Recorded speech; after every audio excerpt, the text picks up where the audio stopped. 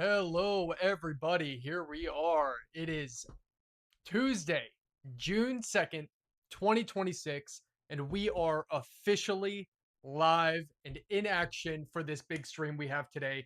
Now, today's going to be a really exciting one.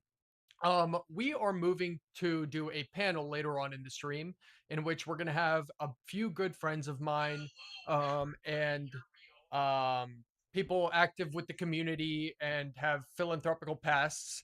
We are going to speak today about philanthropy and community support just broadly and as a whole in order to set base for a very exciting project that I have coming out, that we have coming out here at NAG on July 4th, 2026. So, on July 4th, 2026 is not only the launch of our new framework and project, but it is also the 250th anniversary of the United States of America. I mean, come on, we got to give it up for that. That is an ultimate ultimate milestone. And what's incredible about that milestone is that there were so many beautiful people, powerful people, incredible people that built up this country so long ago. They started 250 years ago, and now look where we're at now, right? They put so much effort in. And you know what most of that effort was built off?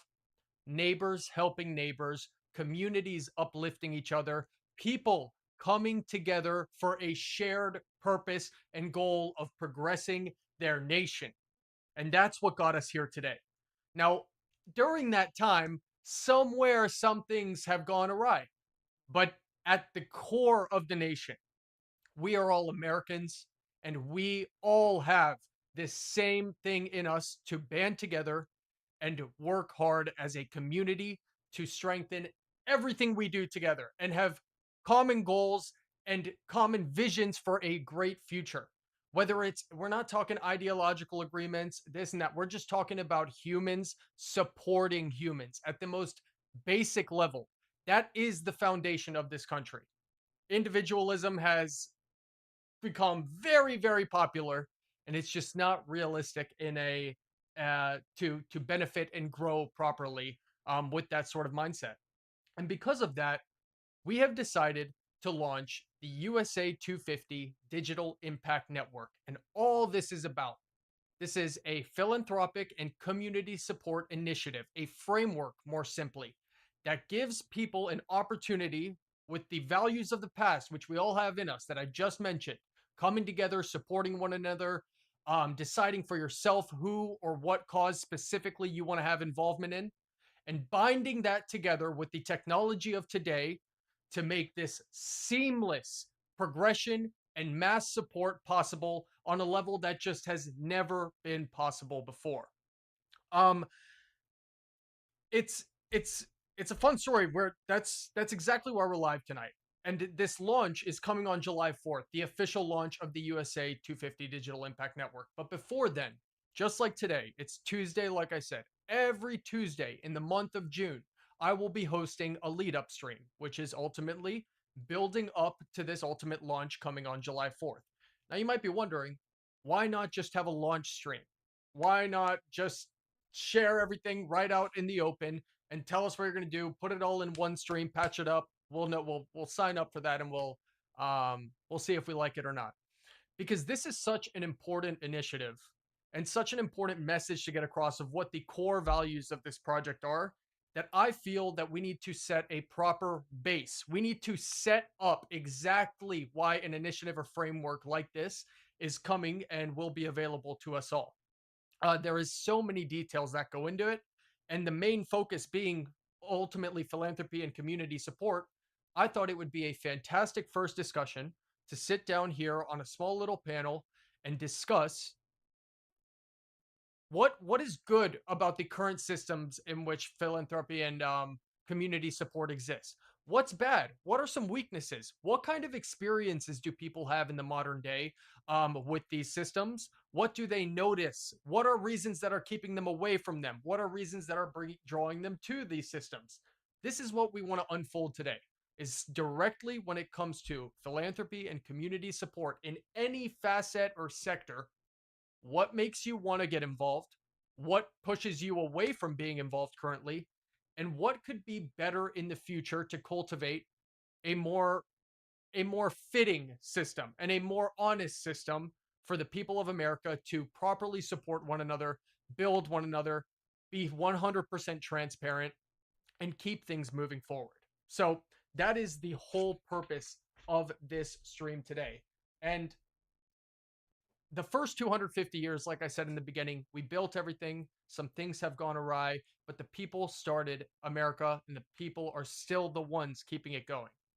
In the future, however, it's incredibly important to maximize visibility, direct support, be fully transparent, and utilize the tools that we've crafted in this modern age in a proper fashion. And not let the greed that has overrun a lot of things in this world go to the point where it can collapse the nation we all live in, we all love, and we all want to continue to push out forward in the years beyond. So that is why I have another important point actually regarding the USA250 Digital Impact Network. Now, obviously, everything can be read online here on our website at netaccessgroup.com. It is down in the description below. You can come onto our website where we have a USA 250 book made on the website, and you can personally come here, click on the white paper, and read the full white paper for this project. It is a long white paper with every little detail related to this project clearly listed. Now, I will obviously be talking through every single one of these points in the coming weeks where we build up to this ultimate launch, but it never hurts to also read about the white paper so you can see for yourself that what I'm saying is what's written on the paper and what is actually going to be carried out here. Now, when we talk about philanthropy and community support, though, it's really important that we don't use the word donation when it comes to the USA 250 Digital Impact Network. We offer support, not a donation. You know why? Technically, you can call it a donation if you want, but a donation in itself can mean, not necessarily does mean, but it can mean that you toss money at something or give something money and you forget about it. That is the deed, is giving the money. However, supporting is not just that simple. Look, when you support, you give, you have the opportunity to witness, you can follow, and you can build as a collective. It's compounding, it's maximizing efforts and resources, whether that's in your hands or someone else's hands, whether it's for treatment for a certain sickness you have, or it might be to support a new project you want to build. Support is a lot more in depth than just naturally donating. There is nothing wrong with donating. There are so many donation networks that exist in the modern world that it's unbelievable, and they're fantastic. A lot of them do great work. But we want to cultivate a nature of support here through the Digital Impact Network, not necessarily donations. And we do that through maximum transparency. When this project launches, just to give you guys a little bit of idea, there is going to be a full website with a 100% transparent backbone. That is the focus of this project. Everything runs on digital currency. There are every single dollar that comes into any sort of cause, person, individual, whatever it may be, is tracked 100% from the moment it comes in to the moment it goes out. That's done through a 3-wallet system. Money comes in to a treasury wallet that is publicly available. Anybody can check the funds in it at any given moment. Any funds that come into the treasury wallet for this project, $0 in fees are taken from us. Not a dollar. We do not take a dollar out of anything given into this network. And the treasury wallet then passes it on to a distribution wallet, which then passes it over to a recipient. So everything can be tracked. Every person or cause or company or corporation or whatever that signs up to receive funds through the Digital Impact Network for whatever reason is publicly logged on the website. Every person who gives to the Digital Impact Network in order to release funds to individuals or corporations or communities in need, they are all listed on the website. 100% from the moment any dollar comes in to where any money goes out. everything is clear, listed, transparent, auditable, trackable from the whole 9 yards. Everything is publicly visible to anyone.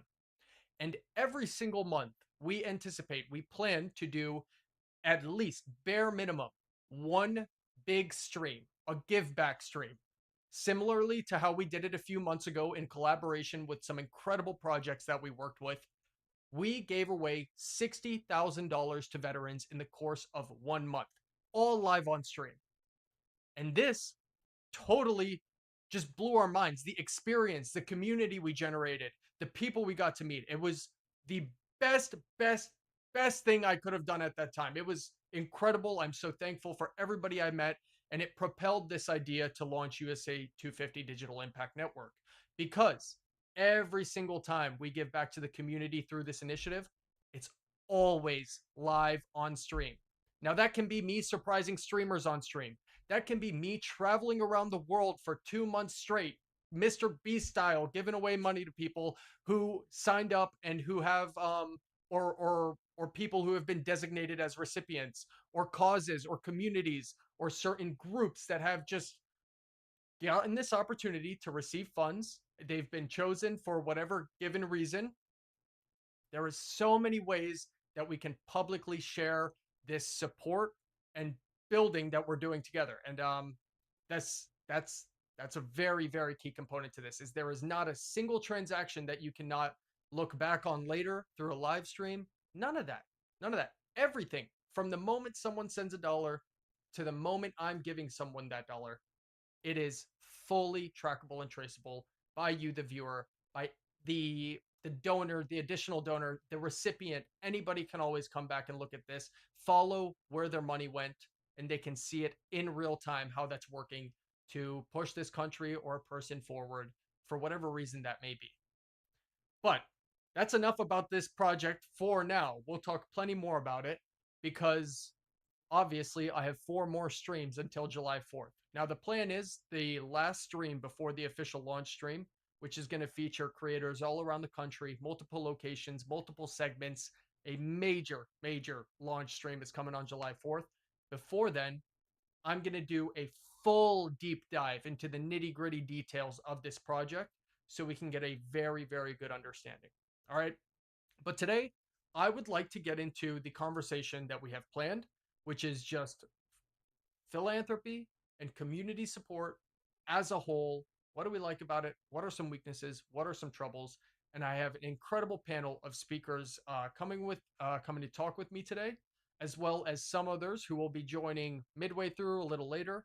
We plan on going for about an hour, hour and a half, however long we can. And yeah, it's going to be an incredible little discussion here. So I would like to introduce the panel of speakers that we have here right now.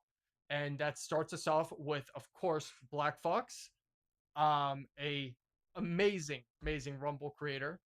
Oops. Hello. Let me make sure. We're bringing him up right here. There we go. Hey, Black Fox, how's it going? Oops. Hello, hello. You hear me? There we go. Now I can hear you. Yes, there we sir. Go. Amazing. Hello. Awesome. Awesome. Joker, are you around? Joker. Yes, indeed, I am here. These are the two. We got our 2 boys. Let me pop my stream camera down a little bit. Oh, wait a minute. It's showing the wrong camera. Hold on. That's not what I wanted people to see. Oh, there we go. Perfect. Now we're good. There we go. We have Don't mind the green. We have another friend of ours, Redman, joining here shortly. Another friend of mine, Chris, a nonprofit president, who will be joining us afterwards around 7:15. But boys, I don't know if you were listening there, but what do you guys think so far of what you heard about the framework that we're building here? You want to go first, Black Fox, or you want me to go? Oh, go ahead, man. No, I think, look, anything that supports community is a good thing. You know, anything that builds humanity is a good thing. I think if you're building it in the right kind of sense where it benefits all parties and it doesn't suppress one or another and it's all, inclusive of everyone. I like that concept, right? Where, humans aren't putting their boots on the other person's neck to get somewhere. It's more collaborative, right? It's like right now, the world is in a dog eat dog kind of state because everyone's just in maximum pain. That's And, exactly right. you We know, and the world is just, it's on fire, man. It's on fire. And that's clearly depicted on the internet. It's clearly depicted, in our government. It's clearly depicted in our streets. Like, we are in a really bad place. So we need more efforts like what you are doing right now to help support humanity and its growth, right? And there's a lot of suppression out there, right? People who, want to help evolve the space, people who want to, be outspoken and stimulate evolution are being shunned because of groupthink. And I think, we should just kind of like understand that that exists and just say, you know what, let's just try to laugh again. absolutely. Try to laugh, try to have a good time. And you know what? Life is gonna suck here in the next, I don't know how many months because of everything that happened with the Strait of Hormuz. Right? Our groceries are gonna go through the roof because fertilizer costs a lot of money for the plantation that's being planted right now. That's gonna eventually have to reap profits in November. It sucks. We need stuff like this to make humanity better. Yeah, we need to support each other, and you need to forget narratives in some aspects of life. I understand that they affect you, but when it comes to genuinely building on a big picture level, not just in your own life, not just what's going to get you forward tomorrow, but when you think about, hey, we got to make sure this country gets another 250 years, all right? Then it Oh really yeah. it really comes into consideration that we need to assess a true framework where you can support people that you directly want to support. You can support people who you don't even know if you find a good reason to do so. You can band together. You can bring your networks into this community and spread positive messages and just leave the narratives at the door when you come here. You come into this framework to support other groups, other projects, other people with issues or objectives that they may have in front of them. And that's it. Leave the narratives at the door. Go to the news stations for that. Well, there's a bigger picture that's pinned against us, right? The federal, the deficit, right? The debt that that we're constantly like just it's going through the roof. It's trillions of dollars, man. Yeah. There's no solution in any sight, right? And a lot of the big companies right now are currently investing in like these pawn shops because they're seeing that what there's only one way to be profitable, and that's through desperate measures that humanity is doing to get by. A Yep. lot of families right now, they're spending, or they're taking and they're pawning it so this way they can buy groceries for the month, and then they're hoping Yeah. that they can get that item back at the end of the month. And even it's not just your average Joe. I mean, you have your business owners right now even going to pawn shops with like Rolexes and stuff. Yeah. Yeah. Yeah. Yeah. So that's what we're looking at. This isn't a normal economy. This is a very harmed economy. Yes. And it's not even at this point, it's either you band together or you're going to be taken out by natural selection. Yep. It just is what it is. And I'll talk about this later and how this can help. But anyway, Of don't want to course. show it just yet. But yeah, that's my take. I love it. Absolutely. And an important thing, I want to hear what you guys think about this. So, specifically related to this project, initially, we have chosen, like, we've designated some communities specifically that we would like to start off the project supporting with. So, like July 4th and the first couple afterwards, we're looking at people who directly impact, public service workers, nurses, policemen, veterans, anybody who puts their life on the line or their time on the line to directly impact the development and future, educators, teachers, all of them. Those are who we've decided just personally to target at first with these give back opportunities.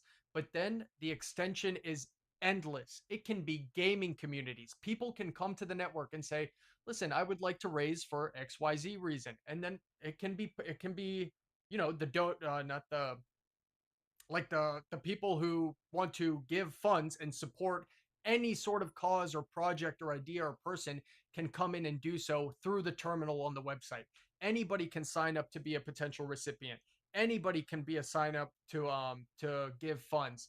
But at first, we would really like to specifically focus on, honestly, the backbone of America as it stands right now. What keeps it running every day? And then we expand onto anything and everything under the sun.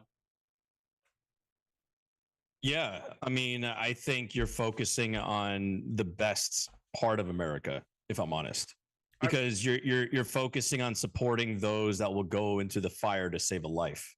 You're 100%. focusing on the human being that decided to take up arms to stop a terrorist from cutting your baby's heads off. You know what I mean? Mhm. Like yep, like those people are service people. They are there. Like if you fund those kinds of people and you help them, the reciprocation to that is, hey, I'm going to give back to my community and I'm going to help build within my community. So exactly. they're not, generally speaking, people that are soldiers or police officers or firefighters or EMS workers or whoever, any first responder is going to be like, yo, I'm going to put this back into my firehouse and get better equipment so we can save more lives. Yep. That's the kind of person you're targeting, which I think is absolutely amazing. I appreciate that. Yeah. Yeah, that is 100%. exactly the goal. Now, I want to move off a little bit of our project. It's not a That's not what it's about necessarily. I want to know, like, obviously you both have direct experience working for with supporting communities in general and raising funds and philanthropic events. What have been some recent examples, Black Fox, that you've dealt in this sphere with? We're helping people out wise. Yeah. Yeah, we're really big with the veteran supports and stuff like that. So we work closely with Mission 22 and the VA. It actually just started with the VA itself, which was just me and the VA. We just had an event, which was our second year running, and it blew up. I was not expecting to blow up that way. So now we have, like, Mission 22 backing us, um, and a lot of other places too. So we're able to give back and help out with PTSD. And PTSD is not just, we do focus, yes, on the veteran PTSD, but there's all forms of PTSD. Yep. It's not just veteran combat PTSD, because my wife has PTSD, and there's different forms of it and stuff like that. We want to be able to help out with it. But yeah, it's being able to help out. We have a big structure of veteran supports, to give back and help out and be there for the people, especially, like, this month is huge for it. And we all know, a couple months back, I think it was March, as part of the whole, you know, NAG being able to help out and stuff like Yes, that. And that yes. event is actually this weekend. So it's actually really cool to see all this time go through. And now this event's coming this weekend, and I get to see it all plan through and come to life again, and help out other veterans and show gaming, how gaming helps out, or just helping out in general. So it's really cool. That's incredible. Yeah, I love it. Yeah, you are ultra active in that sphere. So I knew it'd be a great idea to have you on this Appreciate it. stream. You do so much for the community around you.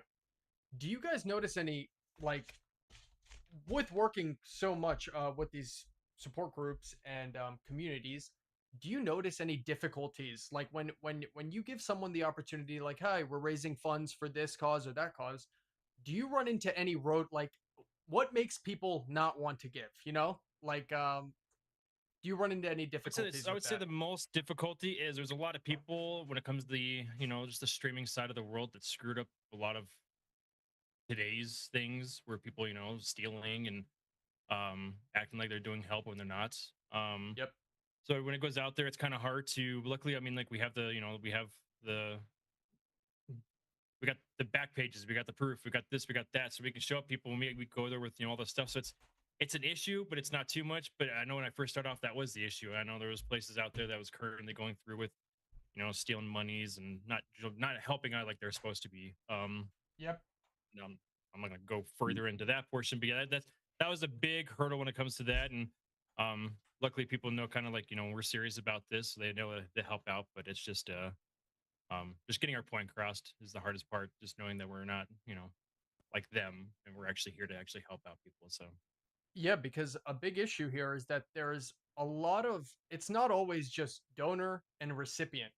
There is mhm. so many people in that on the current system that exists and operates, that there is just, and that coupled with a lack of transparency, not because they intentionally are not transparent, It's just because there are so many hoops to jump through. There are so many processors, third party involvements when it comes to these donation networks as they exist today, that it makes it difficult for the average person to trust where their money's going. Or you know, 100%. Yep. exactly. So that's something we are directly trying to target with this, is by making it so transparent. It's like you're looking through glass. Any question you have about any dollar that comes into this network can be tracked all the way from start to finish. And that is honestly the cornerstone of this project, is that Yeah, that's really good. Yeah. there are no questions that are unanswered. You know exactly who you're giving to. You can watch them on stream receive the funds that you donated. You can see in real time how that impacted their life. You can go and watch the wallet address of when the dollar you sent in was sent to the recipient. Everything. No questions asked. No third party processors. No fees taken out by absolutely anyone. Besides, of course, there is minimal, on chain fees in the digital currency world. Um, there is a big education component to this. We all know and are familiar with Rumble Wallet. They gave us an incredible opportunity to make money as creators in a seamless and direct fashion. That's People need to learn how useful this technology is. Like, as individuals, sending money in between one another. That is a huge component of this project as well. You don't have to risk your money in the markets. You don't have to put money in and see what happens with it. You sign up as a recipient for whatever reason, you get rewarded. You get real hands-on experience with digital currency without ever putting a dollar in. See, here's the thing about digital currency, right? A lot of people don't really understand the power behind it. Yep. You know, I've heard people say that they had to go through third parties to get their money out, and it's not true at all. You know, you own your wallet, right? You own your Coinbase account or your MoonPay account or your Rumble Wallet account. You own all of that. You don't need someone to facilitate that for you. And yes, there's a bit of a learning curve on how to operate within the blockchain and how to see the things on the blockchain and so on and so forth. Absolutely. But if you're going to venture into this world, it's actually not that difficult to learn. It's not. But it is a very fruitful thing for you to learn. Of course, because you get your money instantaneously. The transactional costs are pennies to the dollar. You don't have to go through a middleman to get your kind of money. And Rumble Wallet is absolutely the solution to a lot, right? A lot of people don't really understand the power of Rumble Wallet. And they, a lot of people are really quick to throw shade at it. Like, oh, it's a crypto thing. It's Rumble. It's right-wing politics, blah, blah, blah. It's a very shallow way to think about things, right? But if you understand technology and you understand innovation, that is absolutely where we need to be going to have the world adopt it more, to get rid of the middlemen, to get rid of the banks that are taking so much from you, right? Exactly. They can literally shut off your account, right, at a moment's notice without you even wanting them to do it, or garnish your funds or whatever without your permission through a banking system. But on the blockchain, that's impossible to do. Exactly. So the power with Rumble Wallet is that puts the power back into your hands, and then you can in turn support like NAG over here with like some Ethereum or Bitcoin or the crypto that's backed by gold, right? The TetherX. Yep. You could really support the stream like that, and he will get it immediately. So those are the things that I think people are really not understanding, the power that you have with cryptocurrency, especially those who see a reason to attack it. Absolutely. And whether we like it or not, I mean, it's really looking like that's the direction we're heading no matter what. And education is important. People can delay the inevitable, but the inevitable is inevitable for a reason. It's coming. I do want to read a quick comment. Well, just here like from the AI boom. Yeah, exactly. That's exactly it. Yes. I do want to read a quick comment here from the live chat. Jeff Dornick says that with Pickaxe, a big part of what we're trying to do is help local communities where we can. Love what you guys are doing. Hopefully, we can find ways to collaborate. Absolutely, Jeff. We would love to have you on one of these lead up streams, even the launch stream on July 4th. And we know Pickaxe is incredible at working with the communities and doing everything that supports communities. I know I love posting on there. I love being on there. Are you guys on Pickaxe? So I would like to be a part of that launch stream. Oh yeah. If Oh that's yeah, fine. you got it. Yeah. You got it. Yeah. Okay. With you guys. Great. Oh yeah. I would love to be on a panel with you guys. Yeah. Yeah, we will definitely we will get you guys involved on the launch stream for sure. We were talking about the cryptocurrency, right? Oh, and we were talking about the AI boom. I'd love for you, Joker, to tell us a little bit about the AI world here, how you're working in there right now. So the AI world is extremely interesting, to say the least, man. It has invaded every single like aspect of life. All right, whether you like AI or not, it's in everything. Literally, it's in marketing, it's in development of websites and development of streaming platforms. It's all over X. It's all over everything. Okay. And to deny that is to be very ignorant of that fact. Okay. This is a multi-trillion-dollar industry that literally has boomed out of nowhere. The AI market also, unfortunately, is taking a crap load of jobs, right? And one can argue, well, the internet boom, when the internet first started, and it was birthed, it took a lot of jobs. However, the internet also gave back jobs. Yes. AI, unfortunately, is not that, right? AI is something that is going to take a job and it is going to replace you as it is another human. When AI parodies human beings, you're going to see a lot of people losing work. Let's just call it duck a duck. Yep. Okay. People that, humans, they need to eat, they need to rest, they get sick, they have complaints, they riot, they have all these things, all these issues. They protest, right? They need unions. AI, you program it, you put it on an assembly line, and it works 24/7 without complaining and needing to eat or rest. Yeah. Okay. So that's what we're facing here. And I think the person that was the I forget the guy's name, the founder of OpenAI, said that AI essentially is increasing 300% in terms of its capability every year. So that means that within 5 years, we're going to see a whole Sam Altman. Thank you, Jeff. We're going to see a massive shift in humanity. Just like right now, AI has made a massive shift just with the software of Claude. Okay. So what I did, speaking about philanthropy and supporting humanity, okay, what I did was I partnered with a company and a website called Claudework AI. Now, I'm not just doing this because, Joker wants to make money and grift and blah, blah, blah. Like, I'm not doing it for that. I mean, sure, it'll be nice to make some money, feed my family, especially in a world where AI is going to make everything crazy. But Claudework has become essentially a Fiverr for AI conductors. Now, during this AI boom, there is a specific job title that also has been birthed, and that is a AI conductor, not a developer, a conductor.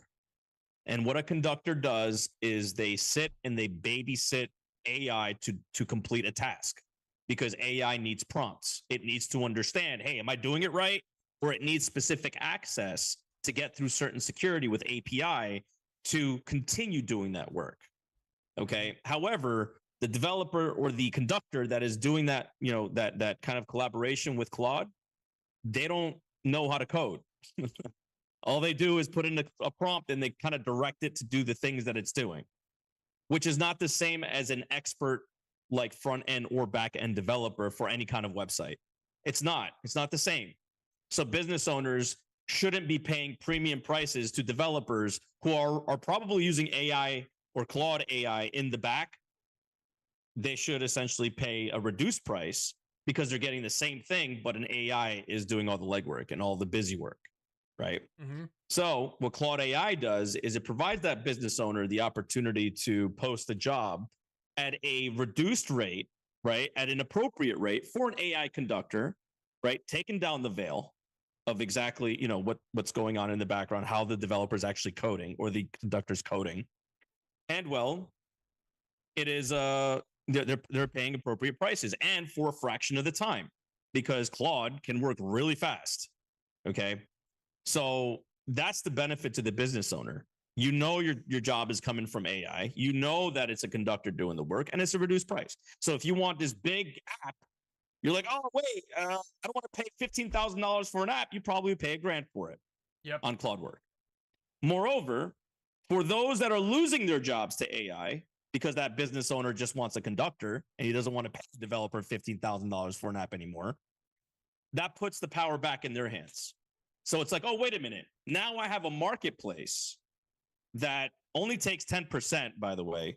Other marketplaces like Fiverr take 15 total, but they take only 10% for marrying the two together. And anybody who has access to Claude, the internet, and a PC can now hop on there, be an AI conductor, and have it act as a pressure valve. So this way, as AI is dominating our job market, you at least have another solution space for you to feed your family. Yep. That's what Claude Work AI is. Yep. And you know what? Like I said before, this is more of a solution space for humanity because the inevitable will happen. Whether you like it or not, multi-trillion-dollar industry, and you're seeing data centers being erected all over the country for this. Yeah, and it's so we need to support humans buying groceries, and that's part of it. Yeah, and I see a lot of similarities there. I mean, Claude Work, from what I hear, it's cutting out that middleman that has the opportunity to take advantage of either party. Just like these absurd fees, these third-party payment processors, these back-end bandits that steal incoming donations, or major corporations that are siphoning funds off the backs of paying customers and employees. That's what we're looking to cut out too. So I see a lot of good similarities there, and I think that's some great stuff you got going on. Look, I only want to support projects that do great work for humans, right? Like, for an example, I support NAG. NAG to me is, dude, Leon, I have to say this, man. From when you did the whole thing with the veterans, you gave around, you and Patriot and War, it was a War and Patriot, right? Yep. You guys gave out 60 grand to people who truly needed it. Like, veterans with PTSD, veterans who are hurting in their lives. These guys could tell you, like Black Foster and Redman, we didn't make fucking shit in the military. Mm-hmm. All right. Nope. E1 to E6, you're probably making like nothing, right? Like it's all like chump change. Okay. So like, for you to give out, if you break it down to an hourly wage and everything, we may most E5 to E6 make less than a waitress. Oh yeah, wow. And they work 24/7. 24/7, 365. We're on the clock. Yep. So that's what you did was huge. There's families out there that are like, wow, this person's service went beyond just them being in uniform, even after they retired. Yep. It's still providing for their family. And that to me is huge, man. So that's why I support you, bro. And that's why I'm supporting what you're doing right now. And that's why I support these guys, because it's all meant to empower humanity to just move forward and evolve. I want to piggyback on that a little bit, because that I know for a fact that was huge what we were able to do for the veterans, but that was huge for me. And the number one reason why was because of the human connection that I got after that. Black Fox, Redman, you Joker, a bunch of other people from those streams I'm talking to all the time. Like, you guys are my boys. So like, it's so fun. It's so fun to support each other. And speaking of these community support and philanthropic networks, the reason we're also coming out with this framework is because there is obviously the financial upside, the transparency, the inability to siphon funds and waste funds that are coming in from potential, people giving in money to those who are receiving it. Everything's clear, visible, trackable. but there is a serious loss of human connection in the modern philanthropic systems. Everything is just, think about this. This is my favorite example for it. You walk into a McDonald's, you buy a cheeseburger for, I mean, it's like $3 now, which is crazy. But Yeah. and then they say, do you want to round up for XYZ? You know, you know in the name what it is, but you don't know who you're giving your money to. You're not talking to anybody from that organization. You're not seeing the emotion on the face of the individual who receives those funds. All you're doing is handing money over and hoping it goes to the right place.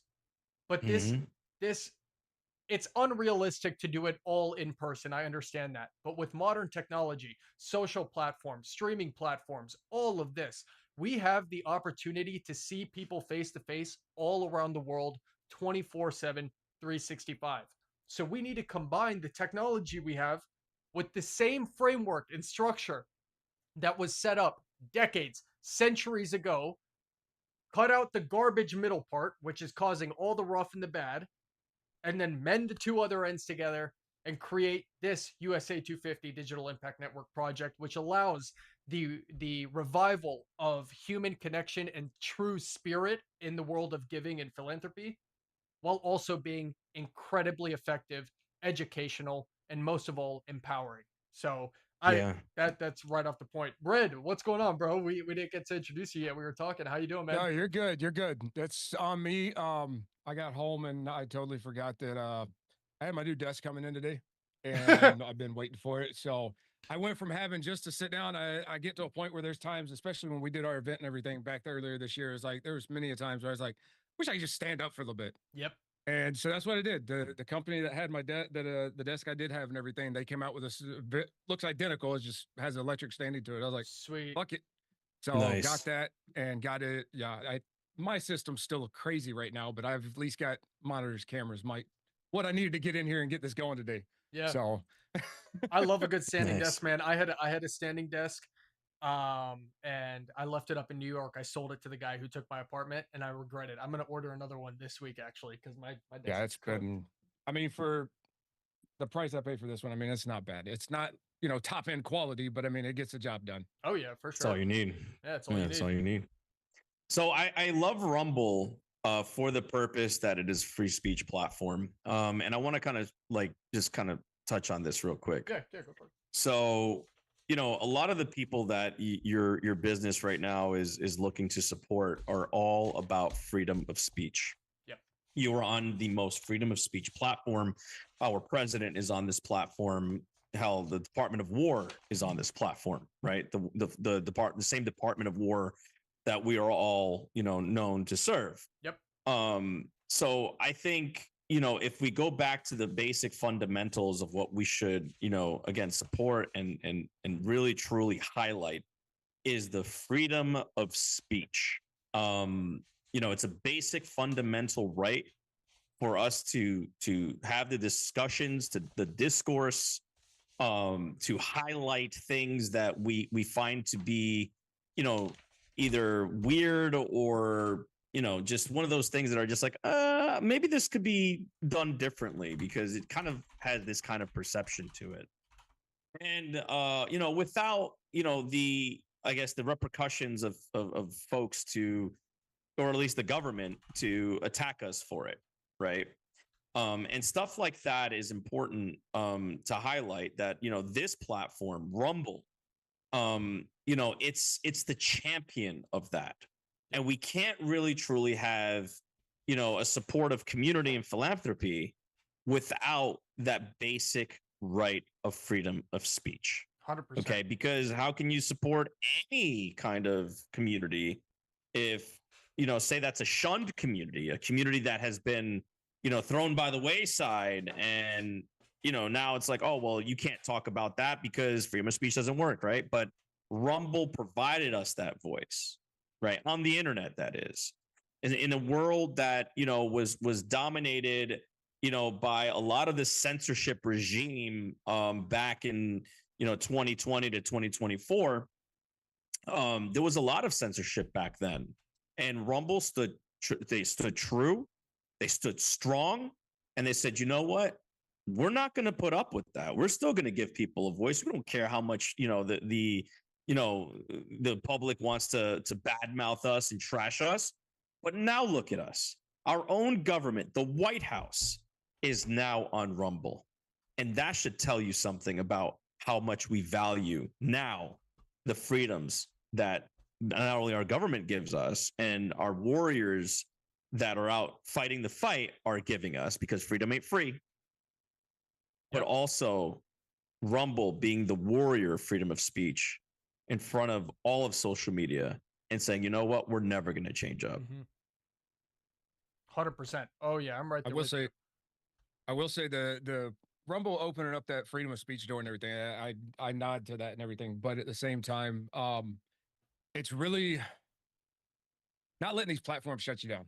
I know whoever, people that have been in my streams and everything, Fox's streams, they've heard us and everything and say it all the time. It's like, we are who we are on camera. We are who we are off camera. It's the same person. If you don't like what I say and everything, at the end of the day, there's the door. Have fun. Find someone else to go watch and have them entertain you and everything. I'm going to keep it real 100%. There's no point in me putting on a show, putting on a front and everything and acting like I'm somebody I'm not and whenever I'm on camera. It's pointless at that point. I've come in the beginning of doing all this. Fox and I both, we've been doing this together side by side for a while now. In the beginning of it all, we really monitored what we did, what we said and everything, because we didn't want the cancel culture. We didn't want people coming in and bashing us and everything. We learned that if we stay true to who we are and what we're about and everything, there's actually more people that are out there that are about it.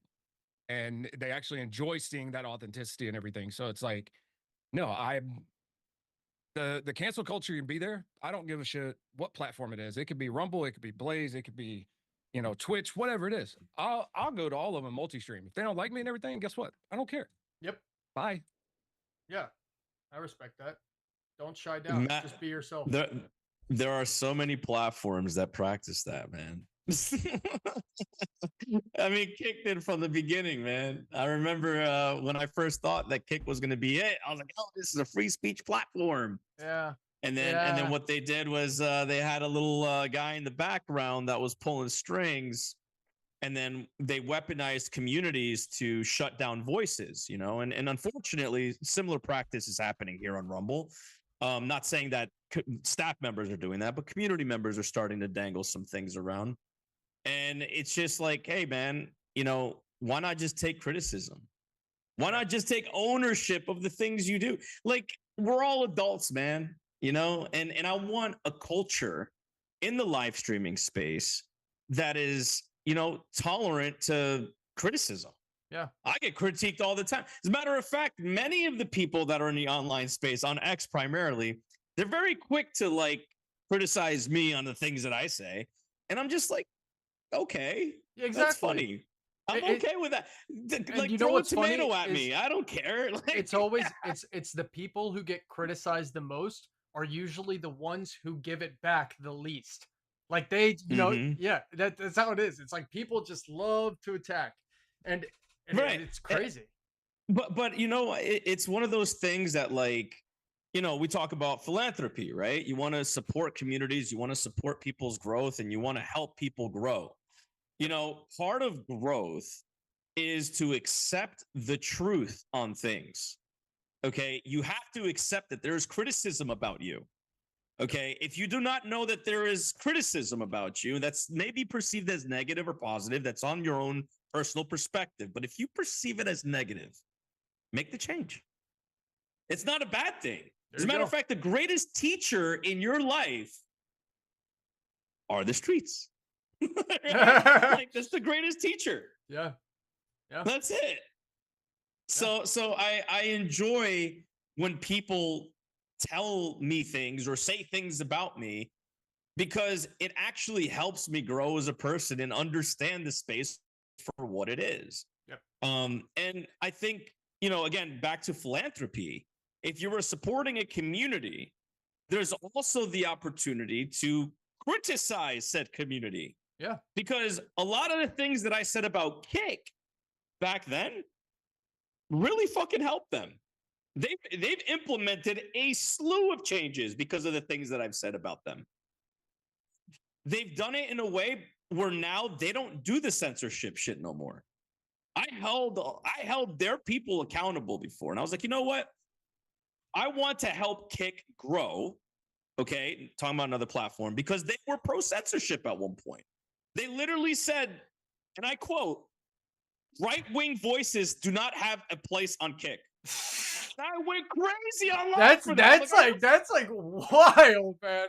I'm like, what? I'm like, you did not just say that. And then I started seeing all kinds of propaganda and all this left-wing stuff, and I'm like, whoa, okay, this is getting crazy.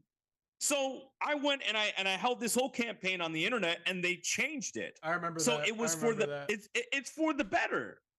The same thing goes with anything else or anyone else that I speak to, because I want Rumble, primarily Rumble, because I believe in Rumble more than I believe in Kick. Oh yeah, I think Kick right now is doing its own thing. It has its own path, but I believe Rumble should be and will be the standard because of innovation, because of the technology it has, because of the people it has, because of the mission set it has. It is a great place to build. So how do you build a platform or help build a platform, from the inside out? You have to target its product. You target the folks that are within its ranks that are entertaining the audience, and you start providing them a reason for them to congregate. So when then this is group dynamics 101, by the way, I'm a psychologist. When you provide them a target, what people do is they tend to coagulate, and they start to work, and they work really hard. exactly. So I want to support the growth of everyone here. And well, look, as long as we can work together as even if it's yin and yang or whatever, as long as Rumble benefits, it's a free speech platform. It supports its veterans, and you, my friend, Leon, are part of this whole machine with us. Yep. Red, before I want to ask you a couple questions too, but before I want to ask you guys, what do you think in like the current philanthropic and community support systems, like what do you think are the biggest changes that would need to be made in order to make to invite more attendees, and participants in helping out communities on a bigger level? Because a lot of people, you guys know it, they their brain is turned off to the idea of supporting communities, not because they don't want to, but because there is a lot of messed up shit in the current systems. Like they don't know where their money's going. I don't want to answer for you. I just want to know, what do you guys think are the biggest reason that someone who wants to support communities but doesn't right now isn't?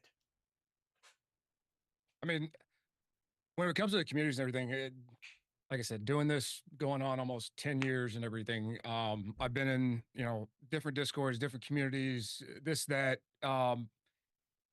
They end up being cliques. They end up being like the little groups of friends and everything. If you're not part of that clique in that community, guess what? You're just another number to them and everything. And that was one thing that Fox and I, we really got tired of seeing that shit. It really irked us. We hated, we tell people all the time, it's like, jump in the Discord, hang out with us. If we're in chat, hang out with us. If we're live, so what? Jump in the chat with us. Like, we don't care. I've ran across streamers. They're like, hey, I'm in stream and everything. You can't jump in VC with me. Hey, I'm in stream playing games. You can't play games with me. I'm like, the fuck? Yeah. Like, without the community and the supporters, you doing that at your home and everything, you ain't got shit to do. So that's one thing that we instilled with doing. We've talked to you and everything. We started the Foxhole and everything, the community that we have, and it is 100% inclusive. It is. We don't care who you are. You could just be a supporter. We have one of the guys that's in there and everything. His mom, she games a little bit here and there. She doesn't really stream or anything, but she comes in there and she'll hang out. That is an all-inclusive and community and everything. We don't give a shit who you are, what you're about. You want to come in and hang out and everything, come hang out. Yeah. That's what the community is, it should be. Yeah. Not just, hey, you got, you jump into a Discord community and you got, 4 people in this chat, 3 people in this chat, 2 people in this chat. And then some people got some private DMs and private calls going and everything. I'm like, what kind of community is that? That's not a community. Yeah. That's just bullshit going on. Well, so from my experience, when it comes down to, like, again, groups, man, people you always have someone or some folks that want to gain some form of control for their self benefit. It always happens, right? You always have like a group leader get birthed by, getting more attention than the others, or a lot of people congregating about them, and then they'll be like, hey, you want to come over to my Discord? And then they start their own thing, and you know what I mean? Like it's always like a fracture of a fracture of a fracture of a fracture. It always happens. I've never ran into anything that's never been that way. And look, I encourage people to, experience other things. We don't own anyone, right? And in my, not mine, but in the unofficial Rumble community Discord, we've been a pretty solid group. There's been some fractures, people leaving to do their own thing. And then they find out that, like, hey, it's not as easy as you just opening up a Discord, right? And then what I find is they just start getting mad, and then they come back and they try to destroy what you've built. Yeah. Right. And it's like, why are you attacking? And they do it in such a malicious way because they feel as though, oh, well, you didn't chase after them, so how dare you not try to get me back? Which is kind of weird. It's more like a separation kind of, I guess, anger. I don't know. But that a lot of people take the internet very serious, man. And I think, Some keyboard warriors. Bro, Absolutely. I'm not even kidding. Yo, can I say something that might piss some people off? Go for it, man. Say you gonna hurt my feelings. Bro, yesterday I was on a stream the other day, and some dude said that I should do a stream chasing Bigfoot so somebody could put 2 bullets in the back of my head. Oh. Yeah, I shit you not. I was like, oh damn, that's where we're at. And then How do you even We've think of definitely that? seen some shit come across the chats. We've seen it, especially X. Since we started this community stuff up, we've had people trying to bash us for it and everything, telling us it ain't shit and whatnot, or going after individual people themselves and everything. I'm like, cool. At the end of the day, here's my thought process on it though. Like at the end of the day, these folks want to be haters. They want to get on there and be keyboard warriors and everything. Guess what? That's fine, because that's still interaction. Exactly. That's still viewership. And that's still helping me and the algorithm out. And it's still So have fun support with at it. the end of the day. It's still support. 100%. Exactly. It's support. well, I like it when it's not violent, right? Yeah, Like I've been told, like, I'm putting myself and my family in danger, like, Yeah, over that's crazy. internet shit. That's ridiculous, Yeah. man. Yeah, literally yesterday. There's a lot of people out there that, like I said, like Yeah. they'll take that keyboard warrior mentality to a whole nother level and everything. And it's like, all right, you need to pump the brakes and calm down a little bit. We honestly, like, I know a lot of us remember it. A lot of us in chat probably remember it. And I'm gonna show my age here a little bit, but the 90s, the early 2000s, you could have an opinion, you could debate and everything, and you could have fun with it. That's what we got to get back to. Now you have an opinion and disagree with someone, You could be dead the next day. You could literally be no. dead. You could be fucking dead. 100%. It's absurd. Shit. It's absurd. Yeah. That's So- the community we have nowadays. Difference of opinion. How could you call me I don't know, a poopy head? Hey, Chris, How what's could up, you not guys? agree with the same thing that I think? Oh man, dude, it's so bad. They're so fucking fragile. Like, bro, I was in the army. Like, I'm still fucking serving. I'm not enlisted, but I'm still serving our troops. And it's like, dude, like, just stop. Like, there's so much worse out there in the world than the internet and what someone's saying about you. And it's like, I'm trying to desensitize people from this stupid fucking pixie boy mentality. Like, stop being a pixie boy. There Like, you even go. people are like, and I shit you not, even someone was like, yo, I'll go ahead and box you at your boxing event. Yeah. And I'm like, all right, let's do it off camera. There you go. Yeah, let's do it where there's no benefit to you. All right, guys, I got to Let's- cut in real quick here. Okay. My friend Chris from Barrels for Heroes is here. He is the president, right? Correct? Yeah. Yeah, the president of Barrels for Heroes. It's an amazing nonprofit. I met him at World of Meme, that event we did back. When was that? Was that January or February? When was that? Somewhere around there. Yeah. Yeah, some Um, winter time. Somewhere winter time. And I think you're a great person to have on this stream because obviously you are directly involved with community support and philanthropic ventures through your nonprofit. If you could remind people a little bit about what you do with Barrels for Heroes and what the whole purpose is there. Yeah, thanks for having me on. Yeah, my name's Chris Eggers. I work for president for Barrels for Heroes. Essentially, we're a nonprofit. We support military and law enforcement, anyone that's been hurt or killed in the line of duty. We essentially, by doing that, we just me and there's three other guys. My brother, who was a Black Hawk pilot in the military and a police officer, and my two other buddies that are police officer. One was shot in the line of duty in 2022 and shot in the knee. But we're all big fans of whiskey, so we travel across Kentucky, everywhere else, and select single barrels, and we get them bottled, and we raise money by selling them to our membership group, and all the money goes to people that need our help, essentially, in the military and law enforcement community. Oh, it looks like Leon may have stepped away for a little bit. I don't know if something went down. Yep. Leon, he's like, oh. He went. Oh, he there went to you go go. show his collection. He's already started. That's what it was. Why aren't those open, dude? You gotta open those up. I can't, man. I can't get myself to do it. I'll get some more for you. Don't you worry. We got a couple more barrels coming.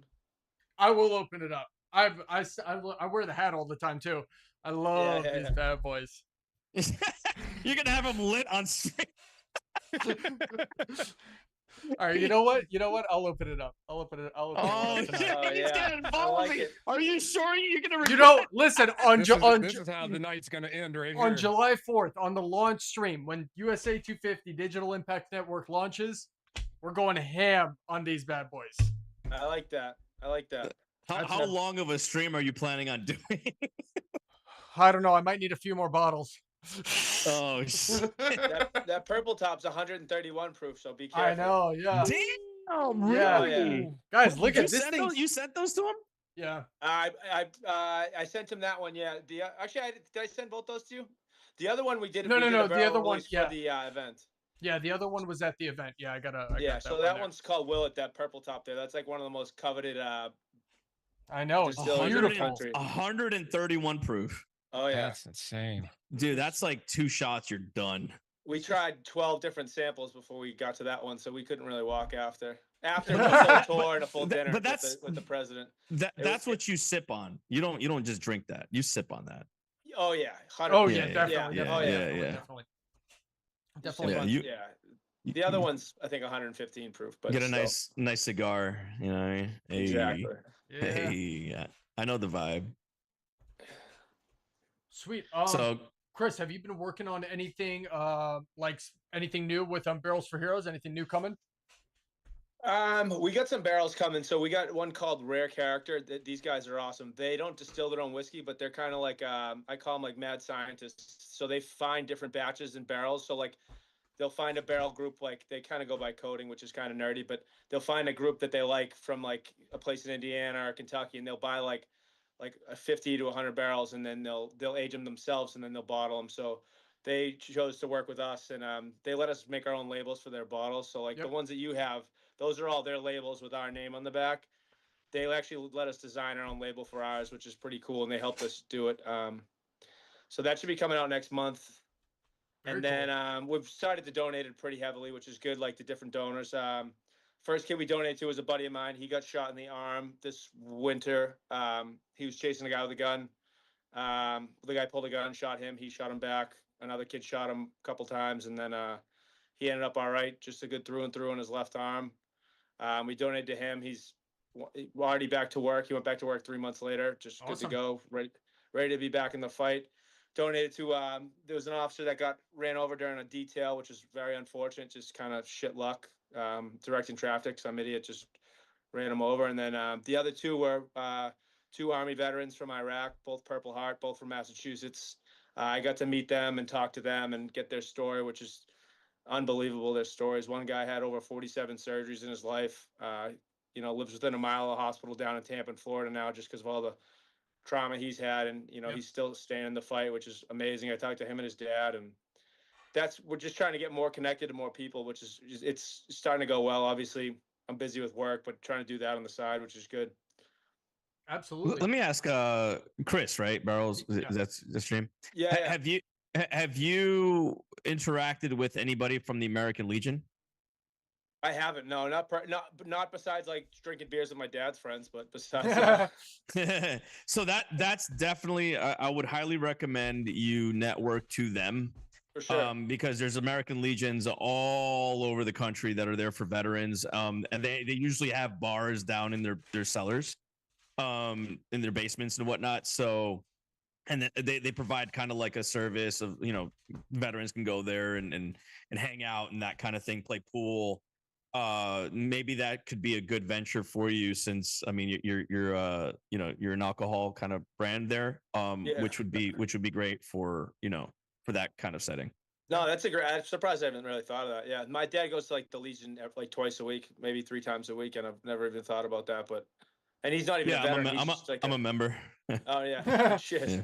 That's awesome. That's why I'm shilling for him, And if you Yeah, need, yeah. I know the commander to the local one to me. I can hook you up. Nice. Where are you from?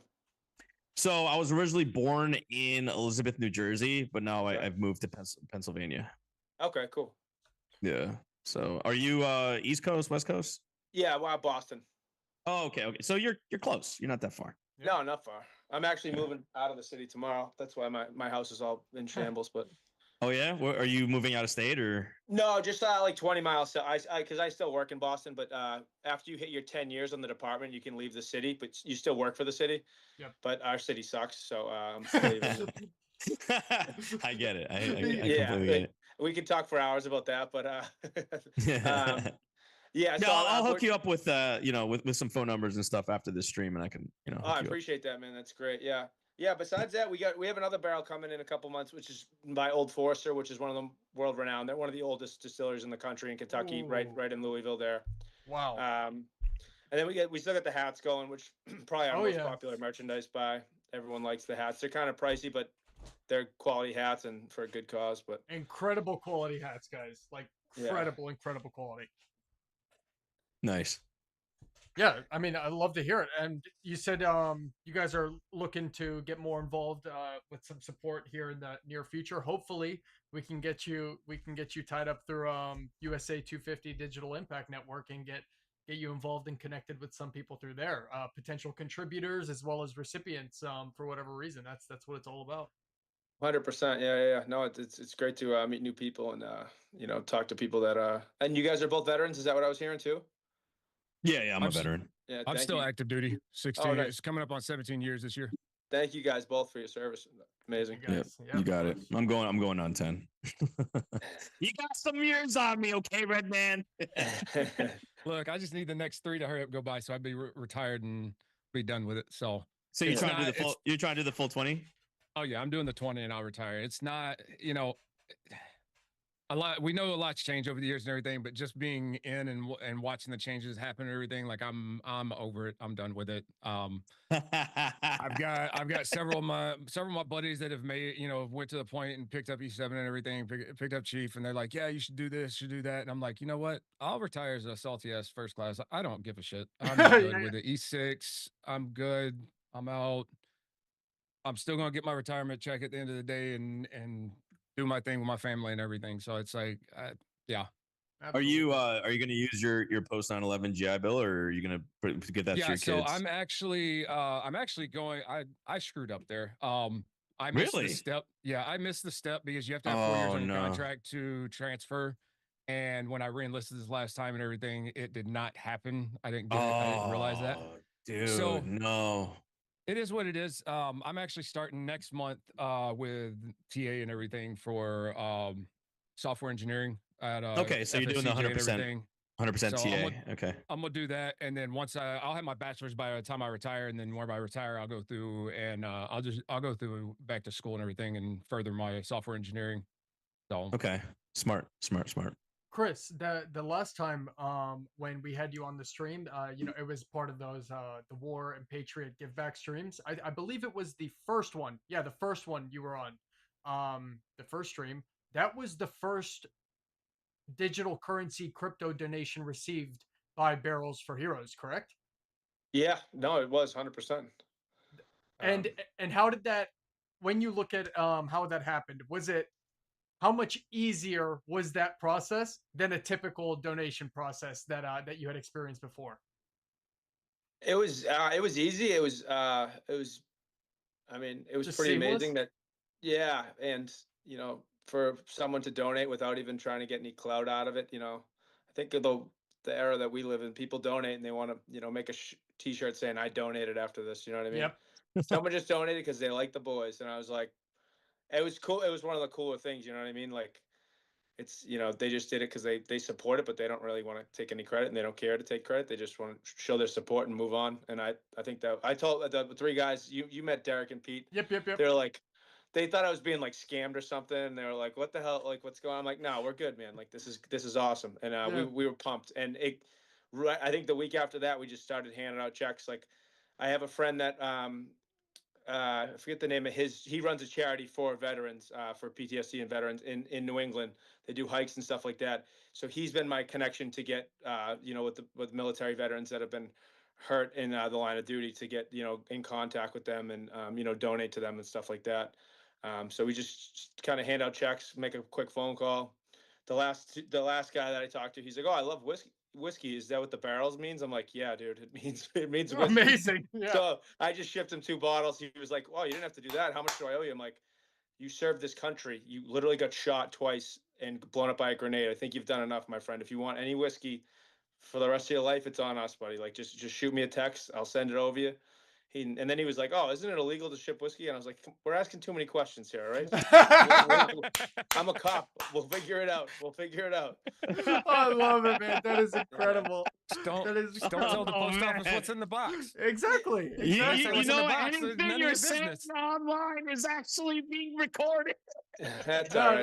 right. No, he's chilling. FedEx thinks I'm a professional barbecue sauce salesman for all they know. Oh, there Ah, you go. there you Yeah. go. Like, Yeah, "Oh, I which love one it. did you make this week?" Bro, you're gonna have like the freaking postal police come to your door. Ah, Nah, that's he's all right. chilling. Oh, I like and it. We literally have members of the ATF in my membership, so that we're good.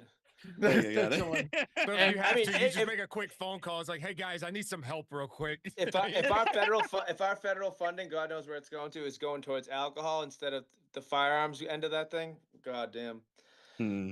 And But moving forward, are you looking to continue implementing or like allowing crypto-based donations to your organization?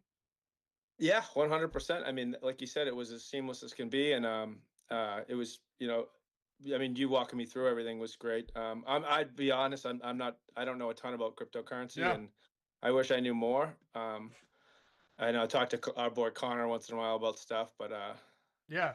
I mean, that's and pretty much. listen, you're definitely you're in the majority there. Like that's the honest truth about it. And but the education is so important and worth it. Like over the long term, people are gonna learn because the speed, the transparency, the fact that you get the total amount of funds, not 10% less Yeah, because of this processor and that processor and this government and this tax. Yeah, it's a little bit of a complicated of a system, but it's really important to educate. We hope to educate thousands of people through this framework that we're building and launching, because the fact that it's so seamless, transparent, quick, and effective is just unbeatable. And people deserve to be supported this way. Communities deserve to be supported this way. Um, and people need to stop cutting into the pockets of those who actually need the money. So yeah, yeah, that's a good point there. I mean, I remember we were live when you did it to me. You're like, "Hey, just check your phone, check your phone, check yeah, your phone." And it was like maybe 45 seconds to a minute, and then I was like, "Holy shit!" exactly, And exactly. then It's and crazy. at the bottom of the donation doesn't say anything about taxes, doesn't say anything about crap. That's like, Yeah, especially with the Hmm. charity stuff. I know we can write it off on the back end, but that's just one more step we have to do. Like, exactly. Yeah. it's, yeah, like you said, no one's reaching in your pocket. It was literally You as got simple as can be. everything that was sent in that contribution, you received all of it. Nothing got Yeah, except, like a fraction of a few cents were taken out for the network fees. But which is nobody, no entity took a free from you for right. that transaction, which is just incredible. And it makes sure that the people who when you want to give money to someone for a cause or a project, you want to give the money to that cause, person, or project, not anybody in between. And people, organizations, corporations have found their way to weasel into these cracks and in back rooms take out funds from other people's pockets. And that is a major thing we hope to eradicate with USA 250 Digital Impact Network, for sure. We want everyone to get exactly what they're entitled to get, and we want to make it trackable, fully viewable on live streams, fully auditable. Everything is crystal clear from the moment someone contributes $1 to the moment someone receives that very same dollar. Every step in between you'll be able to see. And I think that's important to beneficial and true compounding support for the nation moving forward. Yeah. Couldn't agree more. Yeah, yeah, man. I love it. I love it. All of that. Look, transparency and accountability is what we should all be looking for. Exactly. You know, I'm tired of people. I'm tired of people wearing masks. I'm tired of people, you know, hiding under the guise of, oh, we're trying to help you out, and then they freaking do these like back end deals that like steal from you type shit. You know, and again, I don't see many entities looking to just have that 100% transparency. Yep. You know, you're going through the blockchain. You can see the user to user, you know, from one wallet to another, where it goes, where it went. I mean, it's 100% right there in front of you on the freaking blockchain. Exactly. NAG is taking a step further to make that happen. Whereas you have these others that are out here, these other charities that are just, you know, in the back end, taking advantage of users, taking advantage of charities, you know, trying to say, oh, look at us, we're all positive and this and that. And they're trying so hard to show like how great they are. And usually it's those guys that end up taking the money. You know what I'm saying? Yep. And then it's like, what the hell happened? How do we go around this where we're not, because like humans are inherently bad, and it is what it is. A lot of human beings are very self-serving. You know, majority of humans. All right, that's why there's the 7 deadly sins. You know, immoral, unethical practices. We all did really dumb shit in our lives. You know, no one's perfect. The only perfect being is God. You know, Jesus Christ. That's it. Okay, and well, if you take the power out of the hands of humans and you put it on a blockchain where it's a technology that all it's designed for is for that purpose of transparency, it takes it a step further, and you're like, you know what? I'm gonna make sure you know what the hell you're donating to. You're not just giving me your money and I'm like, oh, I could just, you know, spend it on a Ferrari or something. No, you're actually doing the work to ensure that that is shown, and I really applaud that. And one thing I want to add that's really important, because we obviously are not taking any fees. We are completely donating our resources into developing this framework. But just because we're not directly making money off it doesn't mean that we're not getting something from it. The content is incredible. The genuine work and support from communities helping one another that I'm going to get to live stream, just like I did in that last series of events we did, is everything to me. Like, I cannot wait to see all the recipients getting all their funds, people being able to start new lives, create new projects, launch businesses. That's what's in it for us there. We are not taking $1 from any contribution or recipient fund moving in either direction. So I just want to make that very clear.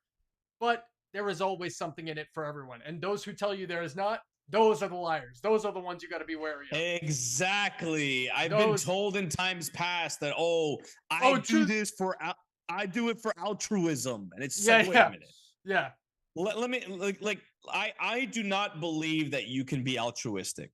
I don't believe in that. I believe that humans are always going to have something that they gain off of doing something, even if it's you feeling good about it, because that's a dopamine hit. That's still a thing. It's a dopamine hit. Like you feeling good, that's the reason why you did it, right? You want to feel good. Everybody wants to feel good. That's self-serving. Okay.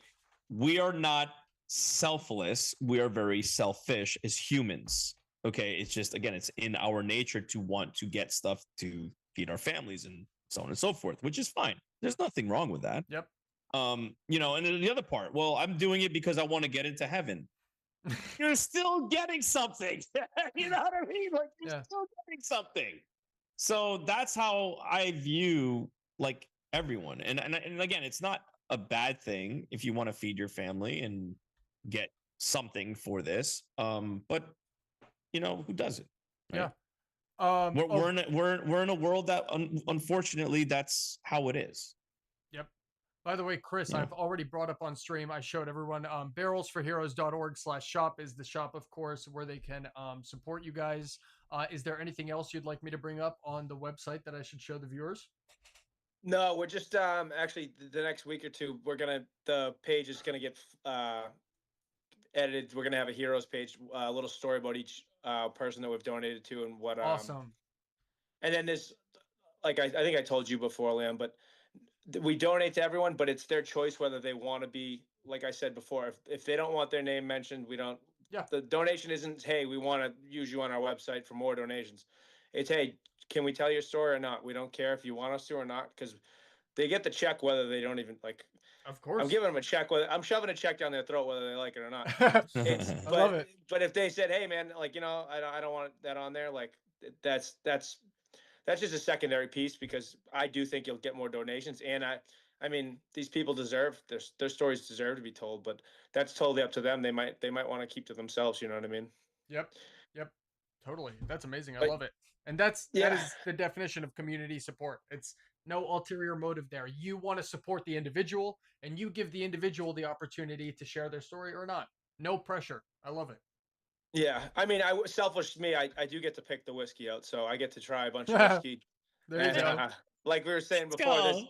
right, we were just talking about it, right? The feeling of donating was the first person I donated to. I was like, this is I didn't know the kid before. I'm like, this is fucking awesome. I'm It's like, so good, man. Yeah. I was like, this was cool as shit, man. Like, and it was a guy on my job, which is like, Oh he yeah. he works in the district I worked in for 6 years. So before I moved to a different unit, but so it was cool like meeting him. I never met him before. Everything like we knew each other's name and he even said he's like, why are you doing shit like this? I'm like, well, it's I supporting the people that we work for, and I like to drink whiskey, so it's kind of a double-edged sword in a great way. Like, Yeah.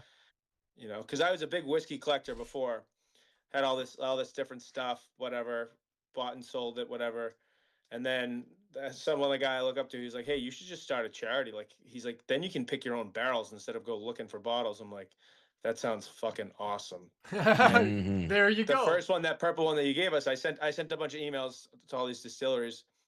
The lady calls, they give me an email saying, hey, you can come we're not going to give you a barrel. Like we only give 5 barrels to Massachusetts a year, but we'll let you come for a dinner and a private tour. And then the day before we flew in, the guy calls me. He's like, hey, what time do you want to pick your barrel? And I was like, what do you mean? He goes, oh, they decided to give you a barrel and it's actually going to be free. And some of those barrels have auctioned for $500,000 from that distillery alone. Whoa. And Whoa. usually, like you That's try, insane. it was the craziest. It was like I tell my wife, I was like, that was between having children, and getting married. That was probably it's in the mix with like my Absolutely, favorite man. moment ever. Absolutely. Literally See? with the president of the distillery, she's walking us around. We're drinking, blah blah. Had a private dinner with her, but it was funny because like this was when we just started going. Like I didn't even have a website. Like Yeah. their marketing manager was like, hey, I tried your website. It says GoDaddy.com. And I was like, I felt like the dudes from War Dogs or whatever. The guys that sell the government contract that buy all the ammo. I was like, fuck, she caught me. But I'm like, but it turns out she's the president of Willett Distillery. Her husband was a Navy SEAL, so she's all about the military. Wow. Blah blah. She loved my story. She's like, I know you guys are new. Like I want to get you off on the right foot, which is like, I'm forever thankful because like. See, they're supporting you. They're supporting you so you can support others. That's literally she didn't so even know me from a hole in constructive. the wall. She Wow. never talked to me on the phone. It was crazy. It's beautiful. Her assistant called me and was like, hey, yeah, they're getting a free barrel. And then we went there and met, and she probably realized we were legitimate once I talked her ear off all night because she had me drinking whiskey for legit 8 hours. Jeez.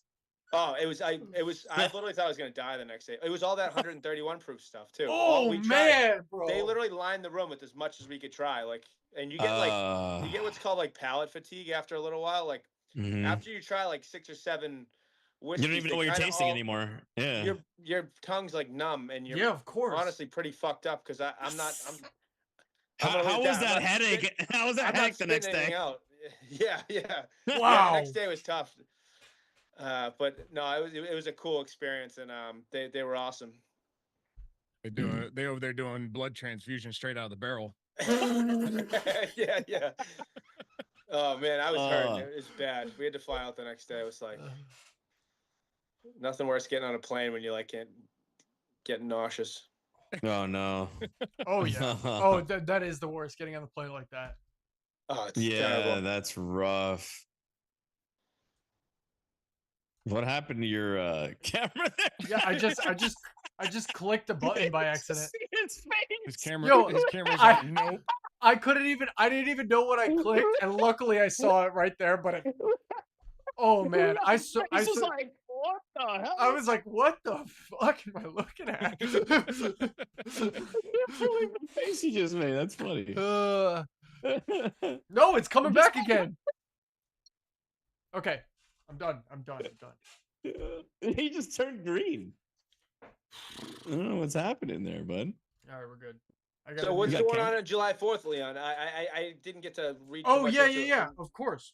So on sorry, I know I'm not doing the interview, but no, you're I'm chilling. Just curious. You're good. So on July 4th, we're launching the USA250 Digital Impact Network. Until then, we're doing one live stream every Tuesday at 6 p.m., which is sort of setting the base for that launch. What the digital it feels like I'm in a scene of Interstellar, like watching.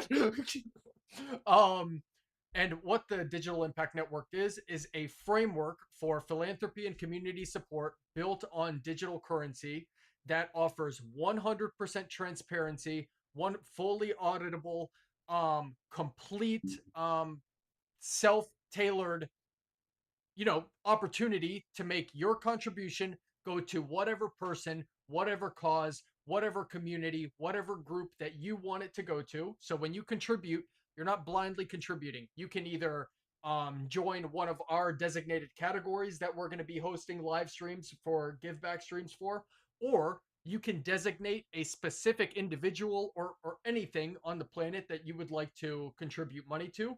And then we handle that contribution live on stream. Everything is live. Everything is clear. Every dollar is trackable.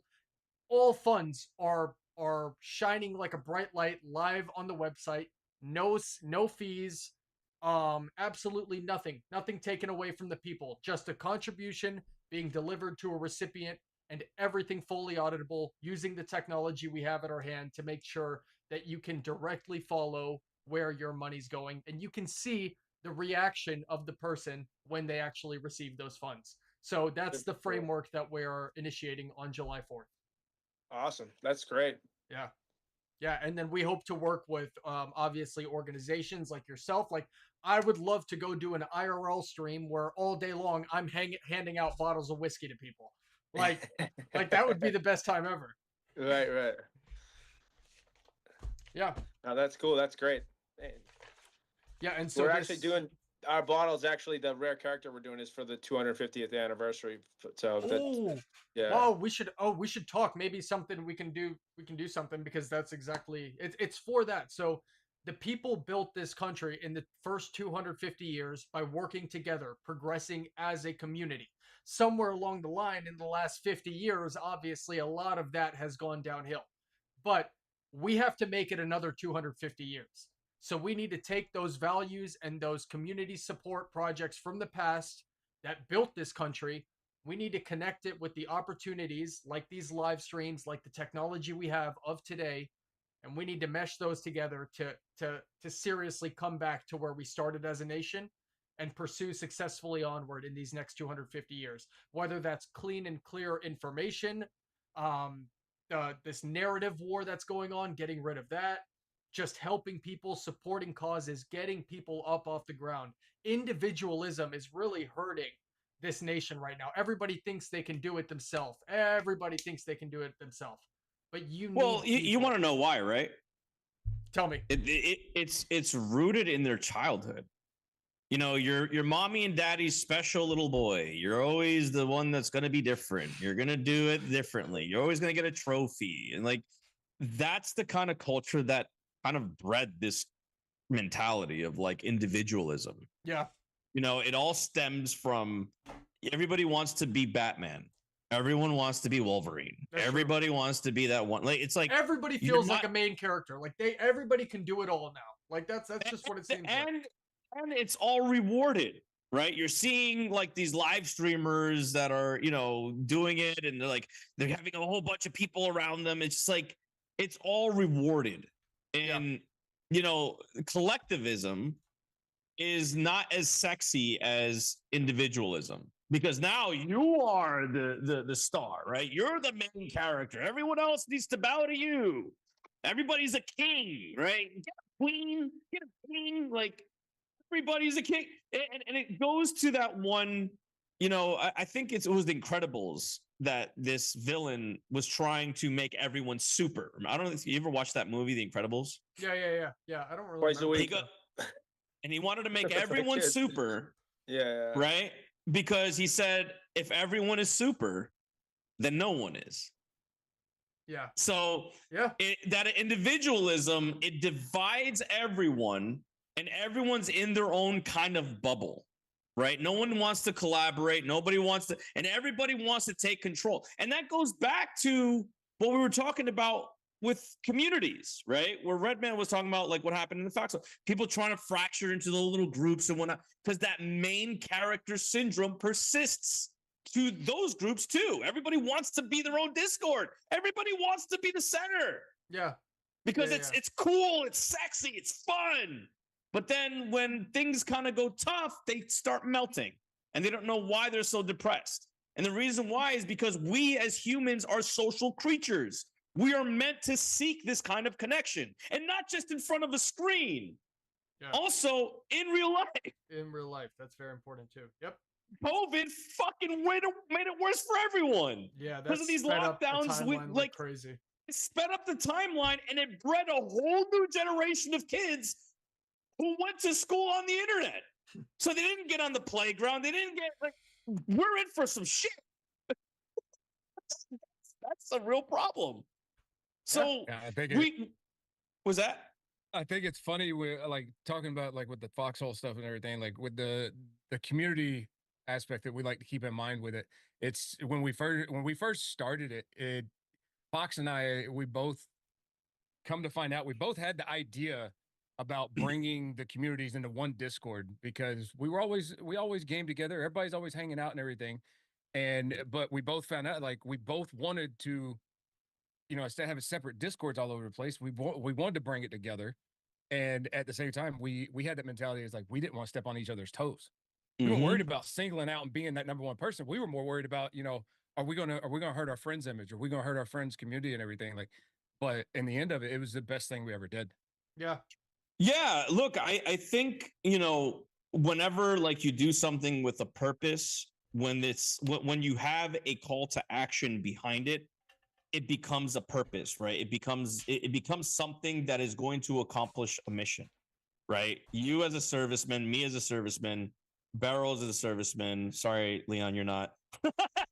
You still got time though. You can enlist, man. I do have time. I do have time. Yeah. So, you know, there's you know, what we like to do is we want to set out a goal that's going to be selfless, right? The 7 Army values, right? Selfless service, right? You need to have, you know, again, like it's embedded in us. And well, when you have something like the Foxhole, where you're like helping veterans with PTSD, that goes back to the dopamine feel. That goes back to the, hey man, I'm going to feel good about myself because I'm helping my brothers and my sisters out. Right.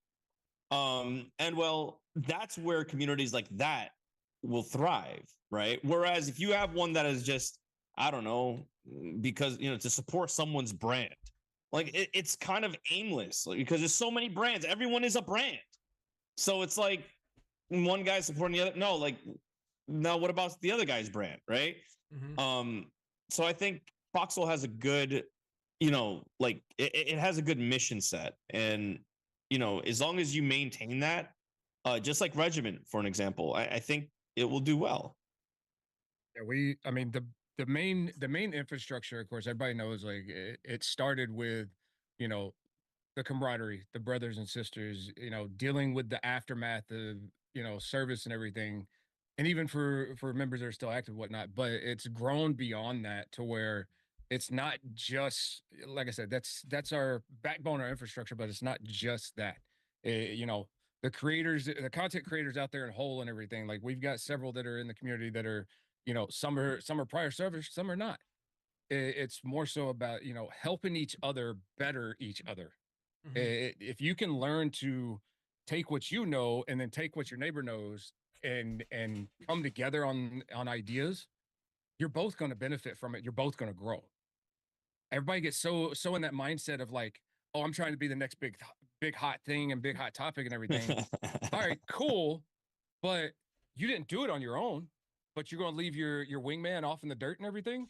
That's Of course bullshit. they will. Of course they will. Because That's it's bullshit. a dog eat dog. It's a dog eat dog world. They don't understand the concept of having a battle buddy or a team. Right. They don't understand that. They just think of it as, well, I'm just going to go ahead and step on this guy's head in the mud because it's going to get me somewhere. And if the internet starts hating Joker, we're going to go ahead and band together with the internet because it's a cool thing to do, right? They don't think of it as like, well, Joker was actually doing something good. Joker actually worked with NAG to help them, get money out to veterans. Joker actually worked with Chris Pavlovsky and the folks at Rumble to get content creators paid. I mean, that whole thing was like what, $180,000 fucking dollars. Like, I did that for people, and the same people that got paid, they jumped on the bandwagon because it's the cool thing to do. It's the way to get clout, right? Clout is so good, so cool. So, they don't understand what service members understand. Where, you know what? I might not agree with this guy, but hey, why would I fuck with him if he's doing cool shit? Exactly. That's something I really can never understand about people. Like people can't get over a single disagreement. And I think about Mhm. how many people I'm close friends with that I disagree with on so much shit, it's ridiculous. Like, and it Mhm. doesn't even cross my mind. But when I think about like that specific topic, I'm like, you're an idiot. But I still like you, dude. Like I still what happened to even like sitting around the table at like a bar, have a few drinks with even just random people. You have a disagreement. By the end of the night, you're shaking hands. Hey, we'll see you here next Oh weekend. yeah. No, now you got a beer bottle Like, in your Bro, forehead. I literally became friends with someone I fought at a fucking party drunk. I've done that too. I've done that. I have a friend who I Like, fought. Yeah. Yeah. yeah, it's like you could fight each other, fucking give each other bloody noses or whatever. And Game then like respects he game. literally he wrote on my fucking face. He's a lawyer now in New York. And he fucking wrote on my face when we were like, I was underage drinking. Okay, I get it. Like I was like 19, 20. But anyway, so he wrote on my face. And well, I was like, yo, you fucking dick. And I ended up fighting him. And now we're like the best of friends. There you go. And we laugh about that every time. Just like that.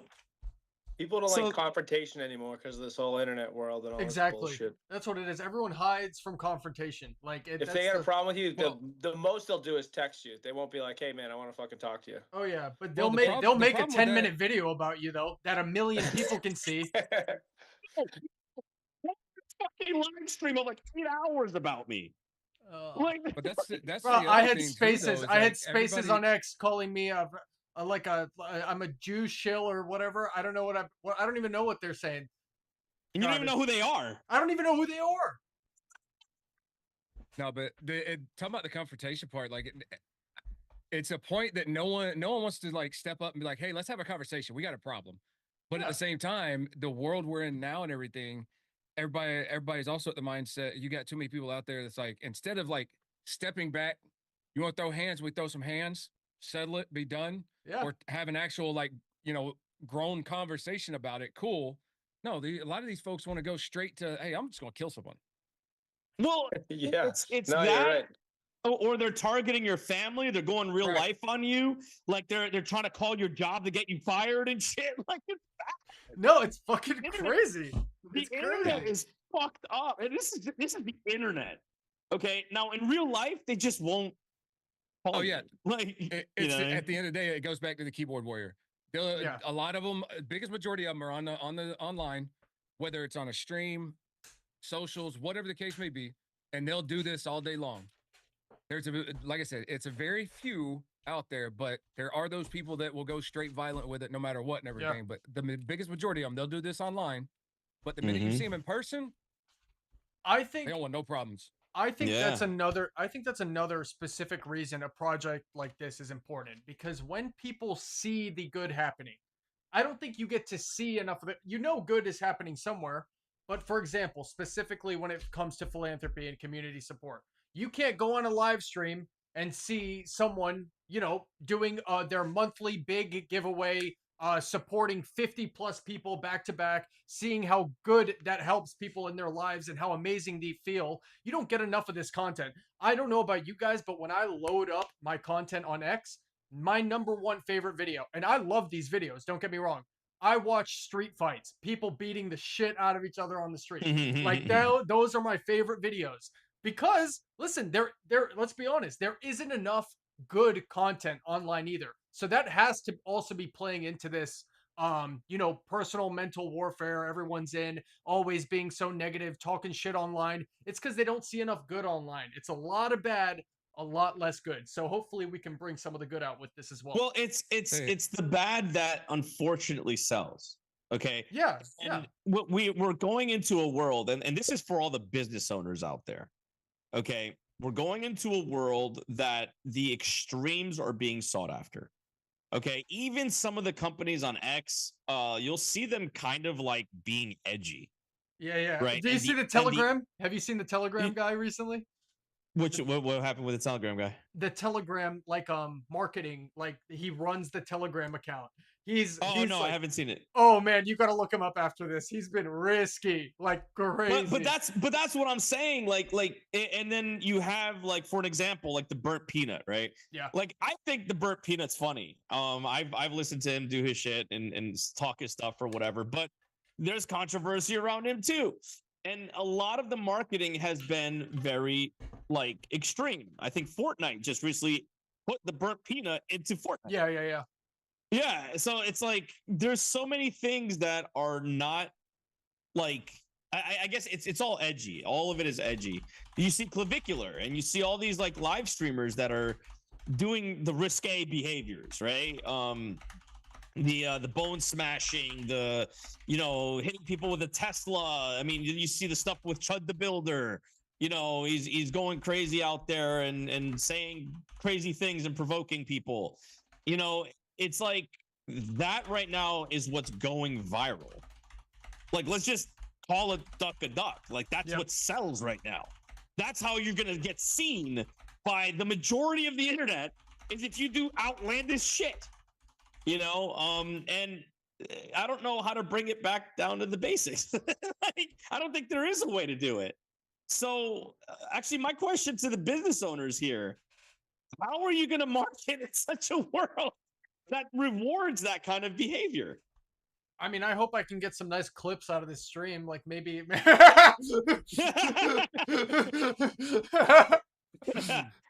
No, I mean, dude, it's ridiculously hard. I mean, think about what we've been working on for the last 2.5, 3 years. Is besides this project, it's also the project of delivering factual information, news, through a platform, instead of the biased, opinion filled garbage that everybody wants. Everybody knows that facts are important. Everybody knows that facts are great. But the reality is, as humans, people don't want it. Like, people want to read the enraging shit. They want it. They want the Mhm. drama. They want the heat. It's the same thing with the marketing stuff. Everybody wants to see like an Axe body spray be sold by a guy beating the shit out of another guy and then spraying Axe on him. Not Yeah, exactly. Or spraying him in the face with the Axe with, like, pepper spray or something. Exactly. Yeah, yeah. So it's actually it's a crazy kind of market, but I think I have the solution to that recipe. I think, if as long as you can find ways to control the chaos around the things that are happening around you, and you do it in a way that it's not oppressive to anyone and it's inclusive to the majority of people, you can be the car accident in the side of the road and put, like, what I mean? Like, not worry too much about, like, oh, I crashed my car. Like, you know what I'm saying? Like, you can add some flair to it. Yeah. So Yeah, I think absolutely. the I show speed does it the best. Oh, I he's think so he's good, man. yeah. So like if you just pay attention to how I show speed does content, you'll figure out the recipe. I think he's got it down. If I'm Oh yeah. honest, Oh yeah. him and Kai Cenat, those two guys are like brilliant in content. So that's just my take on it. Yeah. Yeah, speed is insane. Like that level of fame, that level of influence, and he does so much for the community too. That's a good kid. Like Speed is a good kid. Yeah, he's actually really smart, athletic, and he takes the opportunity as it comes.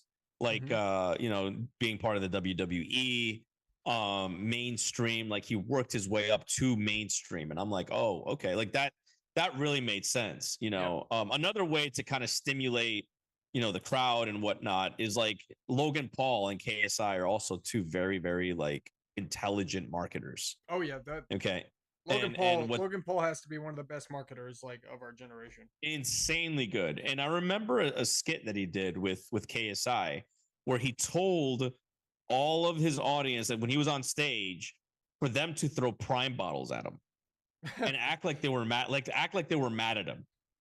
Okay. And then that got clipped and had national coverage. Oh, look, they're throwing the prime bottles back at Logan Paul and KSI. Right. That right there got a bunch of coverage. And then they showed that they prepped the crowd to do that. And Yeah. they were like, "How troll you, bitch?"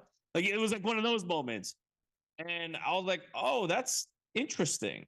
And he used it. He did it using his product. And every time you see this guy, he's holding a Pride bottle in anything that he's doing. When he first did the backflip and live streamed while he was in WWE, he had the camera up like this. He drank a Prime and did a backflip. The wrestler in WWE. That was huge. I was Yeah, like, that's dude, that's massive. That's crazy. yeah. So I think marketing in this world is changing, and again for you guys being business owners, you have to adapt with that. But doing creative things like that can really get you guys out there. But one thing that just kind of sucks about it is like marketing's amazing, like I love it, but no product just speaks for itself anymore. Like I really value a product that speaks for itself. Like it's so useful, it's so incredible that it doesn't need these ultra mega marketing plays. But it seems like Like that whiskey that's 150. yes, yeah, exactly. Exactly. Get your That whiskey barrels, is the barrels for heroes barrels. Shop. yeah. Go to barrelsforheroes.org/shop. Yeah, there you go. uh, all right, guys. Honestly, I think are we looking to wrap up here soon? What are we feeling? You guys got anything else you would like to talk about? Anything to promote? Share what you guys got going on. I'd love to hear it. And then yeah. I just want to thank you guys for nice to meet both of you guys and everyone. And Leon, thank you for having me on. I'm happy to squeeze this in before I'm moving out of my house in the next couple of days. So Of course, man. That's awesome. Thanks so much for coming. and hopefully I can stay in touch with you guys. And again, thank you both for your service. Honestly, appreciate it. Yes, sir. All You too, man. All right. Yeah. Sweet. And then I'm gonna be in touch with you, Chris. We're gonna figure out maybe something we can do for July 4th since I want to know about that project you guys are working on. That's sick. And all the best. Yeah, I'll send you some pictures. The artwork just came back, so I'll send you the pictures. Yeah, I'd be happy to show that on all the streams we got going forward leading up to the launch. So yeah, I'll put that For sure. up. I want a bottle. I want a bottle of whiskey. All right. I want a free freaking bottle, man. Free He said bottles? he gives bottles. Yeah. Oh, you're a veteran. I'll give you. Yeah. I got you. Appreciate it, man. Oh, there we go. I got Chris, you. I know you weren't in here when he was in here earlier and everything. He's in recovery mode right now, but Fox and I running the foxhole and everything. I'm gonna get with him and talk to him and everything. But we would love to probably reach out, talk with you, see what we can do and everything. Because we're like I said, this year we did the PTSD awareness event with the VA. And we had to end up stopping it at a certain time because trying to get everything over for them to prep for their actual month event. This next year, though, I think we're actually going to kick it off New Year's Day, Okay. January 1st. And then that'll give us from January till about April timeframe to run it, if it'll run that long. We made it 37 days this year. So it was a good time and everything. So yeah, Fox even said there, he said, let's talk. So we'll reach out, get and see what we can get working with you and everything. Yeah, that's amazing, dude. I love working with, obviously my grandfather was a World War II veteran. He joined the Navy when he was 16. He was on the USS Baltimore. Oh, okay. He didn't. I was raised by my parents, but he through and through just told me to love my country first in the military, and that's how I've always. That's why I joined the. I didn't join the military, but my brother did. I joined the law enforcement, but Same, serving different domestically. uniform. Yeah, Yeah. yeah. And that's something Now you'll definitely get all with my these buddies guys. that are in the military, they came home and they got to get on the fire department because they got the veteran status, and I'm working 80 hours a week. They're working 224s. I'm like, dude, you made the right decision. No, but they're all awesome, badass dudes. It's great. Great. I think 90% of my friends are either law enforcement or military. Not even by choice, just by personality, probably. But That's incredible. no, thank you guys, and definitely we should definitely connect. Yeah, For yeah. sure. I'll That'd connect be you great. guys. I got you guys. Yeah. Awesome. I say I found you and got you guys followed on Instagram there and everything. But yeah, we'll get with Leon and whatnot, get contact info and everything. We'll get in touch. No, that's great. Sweet. Sounds good. So, All right. Red, tell us come on. What's new with Foxhole? Anything else coming up? so we just so I won't go too much in depth because I know we do plan on coming out with more next week and everything when we do this. We have several partnerships that's tied up and everything. One of the biggest ones I think we've been the most excited about was Blaze. We not too long ago it was made official and everything. Blaze, we got partnered with them.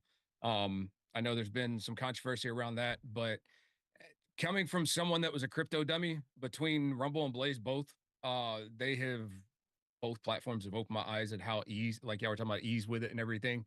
And it's been great. The community over there has been phenomenal. The team's been excellent. So that's just one of the backings we've got that's been awesome.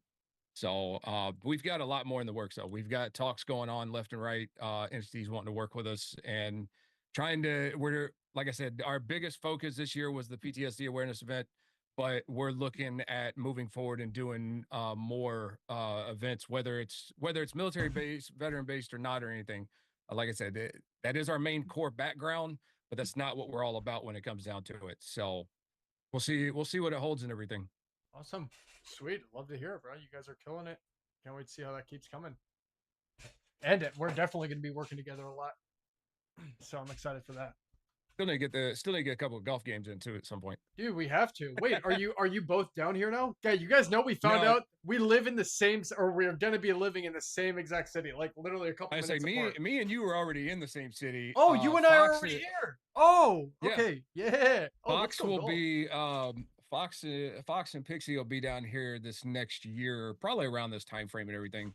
So, oh, that's incredible. Oh yeah, we'll definitely get out on the course. I'm gonna do an IRL stream with you guys. I just say I seen the one where you were out there streaming and playing golf and everything. I was like, wait, where's he at playing golf right now? Because I looked outside, I was like, it does not look like it's golf weather right now. yeah. Got lucky, I guess. Oh yeah, for sure. We gotta get together sometime. What about you, Joker? Fox says he's on his way. Yeah, Fox. So I didn't want to throw too much out there. We'll get it all planned out for next week's chat and everything, and we'll have more to throw out there as far as what's in the works. Yeah, welcome back anytime. Any of these weeks, any of you, of course, are more than welcome to join up here if you have anything to shout out. You want to just talk, join the panel. Would love to have you. Joker, what about you, bro? What's going on? No, just I guess I'll end it with again, me being the brand ambassador for ClaudeWork.ai. It's a for-profit, it's not a non-profit, no charity kind of stuff. But what it is a definite thing to support humanity, where again the AI conductors will be matched with business owners who don't want to babysit AI development tools such as Claude. And it essentially drops the veil of how a developer is developing. So if they're using Claude, they shouldn't be getting paid premium development costs where you're writing lines and lines and lines of code, because let's face it, all developers are probably using Claude now anyway. Yeah. So it drops the veil. It allows the business owners to see it like, wait a minute, I'm getting the same kind of work that I would paying premium prices to a regular developer by an AI conductor for a fraction of the cost and a reduced timeline, because now I don't have to worry about a developer sitting there developing all the time, and I don't have to babysit an AI development tool. So it essentially, it gives the power into the business owner, so they know that they're, again, they're paying for the same thing, and they're not paying the premium prices and getting scammed by these developers who want to get paid. It puts the power into people's hands, where again, anybody who has Claude can be an AI conductor. And if you're an AI conductor, just like an Uber, right? You have your car, you can go make money with your car. You have your computer, you can go make money now with your computer, right? All you have to do is just download the asset, understand how to work it, and you can literally make money doing so. And Awesome. if, like, it's only like 10% of 10% that the platform charges per the transaction, the completed transaction, and they are a middleman. I mean, in this whole situation, but in a marketplace like this, you need a middleman, right? To handle disputes, to handle, like, Yeah, unless you because want, some people yeah. are scammers. You got scammers out there, right? That won't give you a full product. No, this gives the power to both the people at a safe kind of way, right? Yeah. So that's what CloudWork is. Amazing. Yeah. So this week, this stream that we just had was sort of broadly focusing on philanthropy and community support as a whole. And I want to tell you guys what next week's stream on Tuesday is going to be. So next week, it's going to be titled like something along the lines of where that $60,000 went. I want to have everybody on from all three of those veteran streams, all the veterans we donated to directly. I want to hear about how those funds impacted their lives, about how seamless the entire stream world was, because when you think about it, all in all, we're basically creating exactly what we did there, just on a much larger level, on a bigger scale with this project. So that's going to be an awesome next stream. Any of you, if you can make it, are more than welcome to join, and would love to hear from you, as well as all the other veterans that we helped out over the course of that month that we gave away all that money. So that's going to be a really good one. I'm going to make like a montage of all the reactions of the donations to play at the beginning of the stream and the end. That'll be pretty good. It'll be fun. And yeah, so wanted to give you guys that information. What's up? Not me on the boat in uniform. Come on now. Bro, yeah, that was such a good one, man. That was so good. Wow. Yeah, I was just sitting there doing my own thing on duty one night and just decided to go live. I found out I could go live on my phone from Rumble and everything. I was like, cool, let's do this. Yeah, we popped in there. I remember exactly. The phone was like sitting up, like eye level. You were just standing there, and then we were like, "Oh, we gotta send it now! Send it now! Send it now!" And it came through, and we were like, "Yes." I was just sitting there. I think I was working on some graphics on my tablet and everything, just kind of like fucking off and vibing out and everything. So, but yeah, no, it was. I was complete shocked and everything. I was like, holy shit. I was like, this just happened. As soon as I was done, as soon as everything was said and done, I called the wife. I was like, you're not going to believe this. Oh, that's amazing. So, oh, well, all right. That's all I got, guys. I'm gonna close out with a few other things, but unless you guys got anything else, we'll talk on the next one. Nope. I gotta Sounds go. great. I just said I gotta go and make some eggs for the kids because I don't know why they want eggs at 8 o'clock at night. But man, you know what? eggs for dinner can be underrated sometimes. Yeah, that's so true. right there. Good shit. oh yeah, good Smart shit right kids. there. So, Exactly. They want that protein. Well, nice to meet everyone. I'm gonna head out too. I gotta get Of ready. course, But, yes, sir. Likewise, we'll catch you all this time next week. Yep. See you guys. all right, take Later, care, guys. Have a good one, Chris. Thanks for coming by. Take care. Yeah, thank you. Awesome. That was so much fun. I mean, come on. Those guys were incredible to talk to. We talked about a lot of things besides just philanthropy and community and support. But what's really interesting is that we always weaved it back into it. And that's the whole purpose of this project, is that everything is support, of course, but it's not necessarily what you think support is meant to be for. Like, if somebody wants a gaming system, they can sign up through the website and state their reason and put their case in there, and someone can make someone's day. They have an extra few dollars sitting around. Hey, I'm gonna send this kid some digital funds to get him a little bit closer to getting a gaming console, because that's the kind of support I want to do today.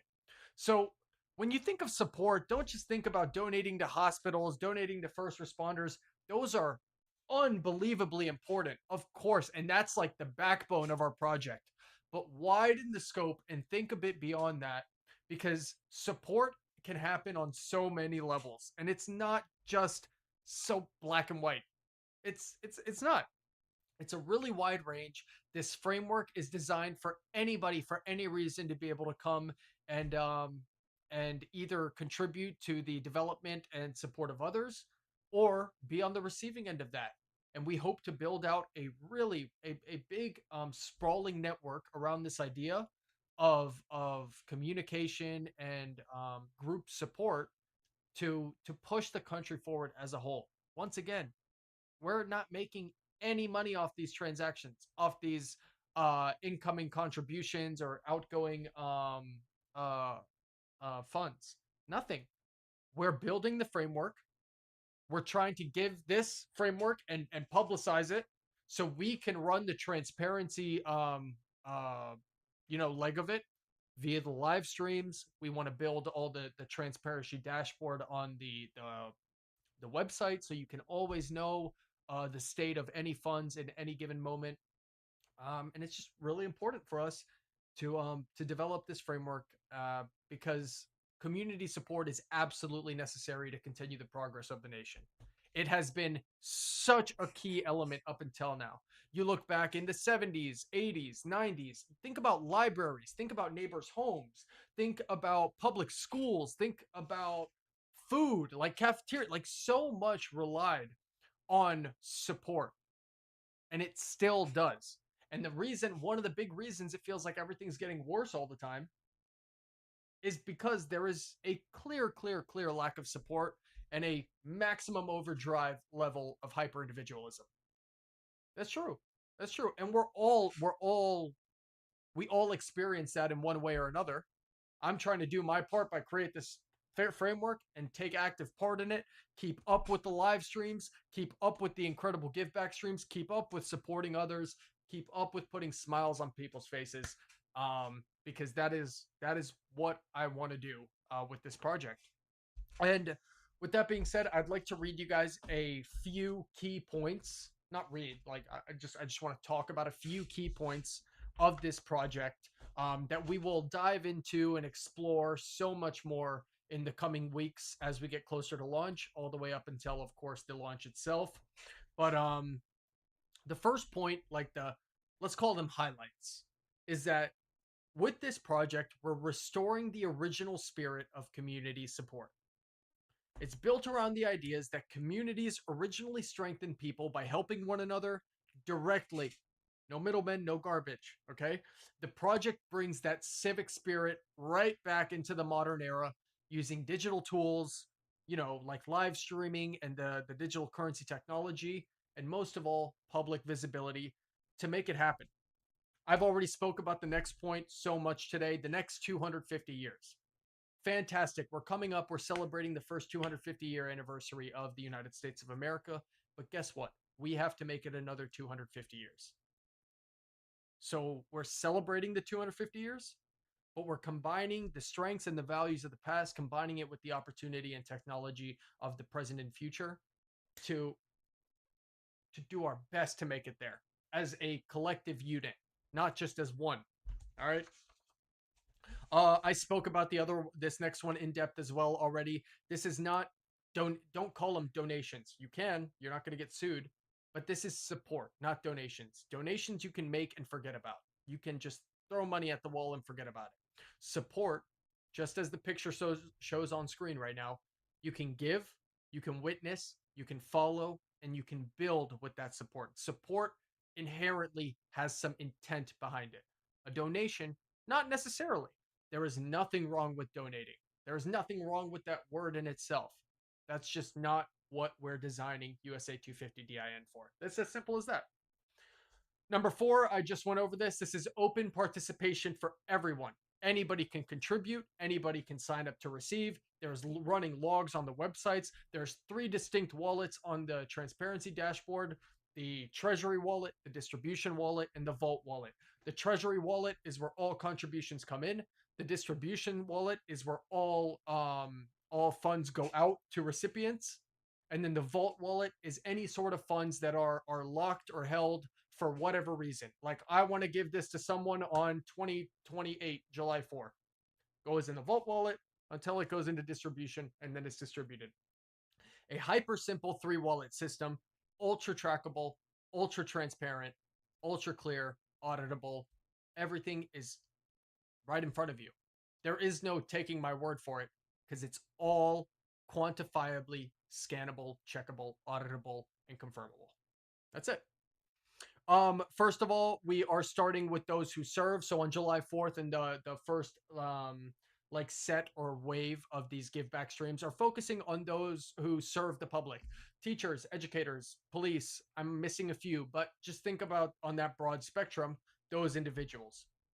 Once that, or even as that starts, that expands incredibly wide, like super wide, far beyond any known limits that your brain could even start to set up. All right. This is a framework that can expand across communities. Now, these live streams, these donation live streams that I'm talking about, not donation, these give back live streams that I'm talking about, these are not just done by me. I'm not the only one that can live stream a completed contribution or recipient. We can tell streamers, we can give streamers, content creators, YouTubers, whatever, real opportunity to host one of these streams themselves. And we'll be like, listen, this stream this week, we're gonna do it on XY's Joker's channel. He's gonna give away X amount of money for whatever reason, XYZ. It's not just us. This framework can expand far beyond communities. You can request to host one of these give back streams. You can get involved. There are so many ways that we're not just trying to build a community here. We're just trying to invite all communities from all over the globe, like landscape, to come and utilize this framework that we are building. Okay. This is also a practical introduction into digital currency without any risk, without investing any money. You can get the opportunity to educate yourself and learn through our framework about how digital currency and cryptocurrency work in general. It's an unbelievably important skill moving into the digital age. And this is a good opportunity to learn without having to buy, sell, trade, nothing. Okay? Through this framework, you can just learn yourself. Live streaming as a new form of civic attainment. Live streaming is just like this specific genre of streams, like I just spoke about with Joker, Red, and Chris. There's so much bad everywhere. There's so much partying. There's so much drinking. Not that there's anything wrong with that, but there isn't a lot of amazing giving and support that's publicly televised or shown on live streams. So it's a great opportunity for that. As part of the transparency and historical component of this project, these are all public moments that people can revisit and track. So that's part of being transparent, but it's also part of being a lasting memory. If you always want to go back and you want to like be able to showcase what your $5 donated for this or that cause did, you can always go back to the live stream and witness the person that you directly donated to, or the cause group community you donated to, receive it. You see their reaction, you see their smile, and you can even continue onward by watching what they do with those funds and how they develop in the future. So that's incredible. This is also so there's obviously the contribution and recipient framework here, the philanthropic end, but this is also a network for ideas, projects, and purpose-driven work. You can think about it like a funding round. Think about it like raising money for a goal, a project, a business you have. You can do that here. It's a Shark Tank with a quadrillion sharks if there are enough people utilizing it. Most importantly, not most importantly, but very importantly, absolutely zero platform fees from USA250 Digital Impact Network. The only fee that you encounter when utilizing this network is the fraction of a dollar or cents or whatever the blockchain fees for any given digital currency is at that moment. We take nothing. We charge nothing for contributing or receiving funds through our framework. Nothing. It's very important. After we launch on July 4th, we will have at the bare minimum at least one stream a month that is dedicated to give back streams. So one a month, whether that's we only have 10 people to give away to because only that many people are using it, or if it's a 48-hour long stream because there are so many people and so much funds to get there. At least once a month, we will have a give back stream. Now, that does not mean that there can't be more. We can say, hey, Mr. Beast, hey, Joker, hey, whatever, this YouTuber, this TikToker, whatever. You can host a stream. We have a lot to work with right now. Like, let's figure out where these funds go. This is meant for educators this week. Give us a plan, how you intend to effectively give this away to educators. I could personally go to a school in Nebraska and host an IRL stream where I'm just walking up to every teacher in the school and like, yo, here's $1,000. Boom. Here, through digital currency. You got a Phantom wallet? Boom. Here's your money. Here's your money. Here's your money. Educate them in real time and support them in real time. Here we go. We have recipients and contributors can choose their disclosure levels. The only thing that everybody must dox in this framework, if you're receiving funds, is your face. You have to show your face, right? You have to show your face. You can choose to share your name, date of birth, whatever else you want. But one thing you have to show is your face because everybody will be live on stream. Support can be directed or scheduled. Support can go to any cause that we choose, or you can specifically choose a person, community, event, or group, or anything. Creators and communities can run support events. We already talked about that. This is a simple wallet structure for public tracking. Already talked about that through the 3-wallet system. Absolutely no narratives within this framework. Just support. No narratives. No narratives. This project isn't built around political arguments, social division, or ideological gatekeeping. Just be chill. This is a supportive space. This is a cyclical community model. The more that comes in, the more that goes out. It goes. Transparency, speed, and human connection is the core difference maker between this and existing philanthropic and community service or support models. It's just facts. Nobody's live streaming everything. You can't track every little thing that happens with funds or dates and timelines with any other donation network. The speed is unmatched through the asset that is digital currency. We are building something here that is unbelievably useful, and it might not clock immediately. Hopefully when I read some of these points, it sort of started clocking to you, but that's what these lead up streams are for. Is this is a big idea, and it's really good. It's really good, and people just need to realize that it's really good and understand how it works. I don't expect everybody to come on the website and read the white paper, but if you do, then you would learn a tremendous amount and you would really understand what's going on here. But even through this discussion and through the next 4 this month, and then the launch on July 4th, it's important. It's not that important. It's key that we make this work and enough people utilize it, and we keep the motion going so that we can continue to put our resources into keeping it alive by it making sense through the world of content and the live streaming, because this is incredible. It's incredible. I'm going to be straight up honest with you. Like, I'm a pretty humble guy typically, but this is why. Can someone tell me something bad about this? I don't know. Anyway, it's been an hour and 2 hours, and Hernandez, man, thank you. Whoa.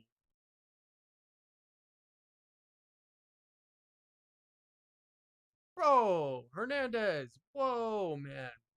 Thank you for the donation. $10 donation from Hernandez.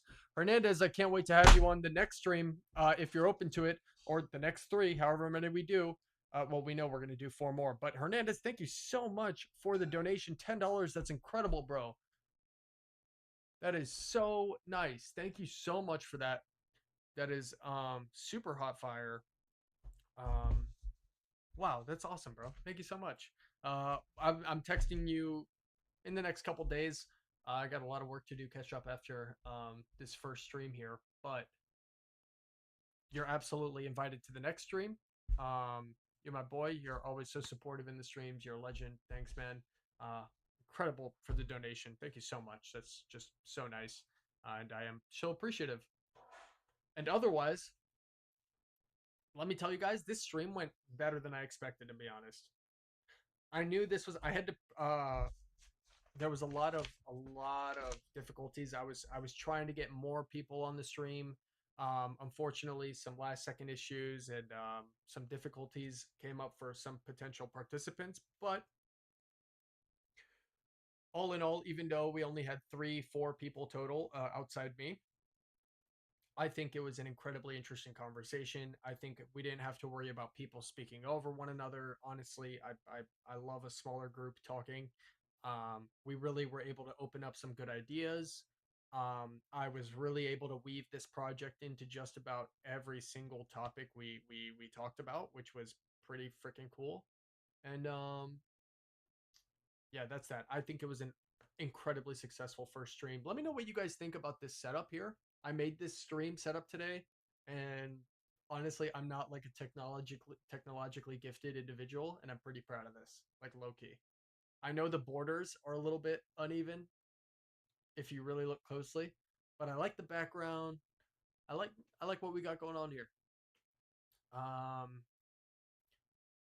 My green screen is working well. I just got, you guys see that? Right as I went like this, the firework blew up in my face.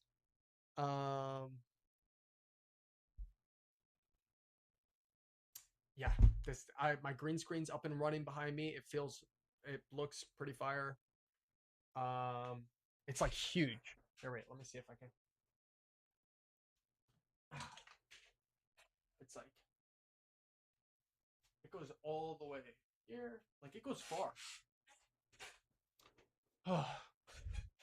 Anyway, wow, we had so many chats. Let me read through if anybody has some final questions for the chat. Wow, we had so many chats today, guys. You guys are awesome.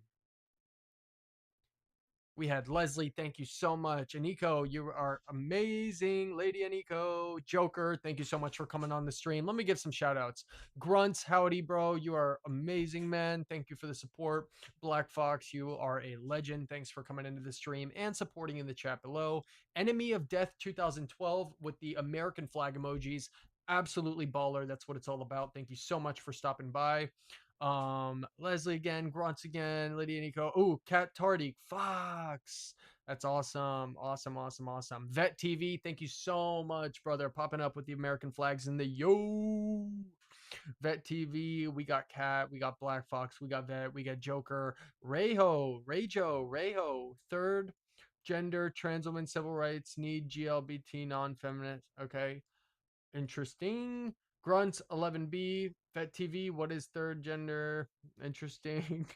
Rajo, second secret book, Enoch is a Metatron archangel, half female body. Okay. Whatever that means. Jeff Dornick, thanks so much, bro, for popping in. We'll definitely chat about how we can get involved in each other's stuff. Would love to have you on one of these streams as well. We have Miss JKR. Thank you so much for pulling up with the American flags. We also have anybody new? Abner the Great. Thank you. Abner the Great. Miss JKR. Thank you. Zacchaeus. That's my dog. I think Zach is like my number one dog on Rumble because listen, every time I'm late night gaming streaming, I always got a boy in there in the chat, and it's Zach. We don't get too many chatters, but we get Zach, and that's what's up. By the way, massive shout out to Zacchaeus, ZACCHAEUS, because he made me custom Counter-Strike 2 thumbnail custom Counter-Strike 2 individual. He made a cool NAG graphic. And he sent them to me all on DM. Absolute baller move. I used the new thumbnail in my last video, in my last CS2 stream. If anybody wants to check it out, we'll have more of those coming later this week. But yeah. Oh, we got more chats. Samson of old. LOL philanthropy. LOL bullshit. What a fucking joke. Get the fuck out. I'm overhearing this fucking bullshit. Bye.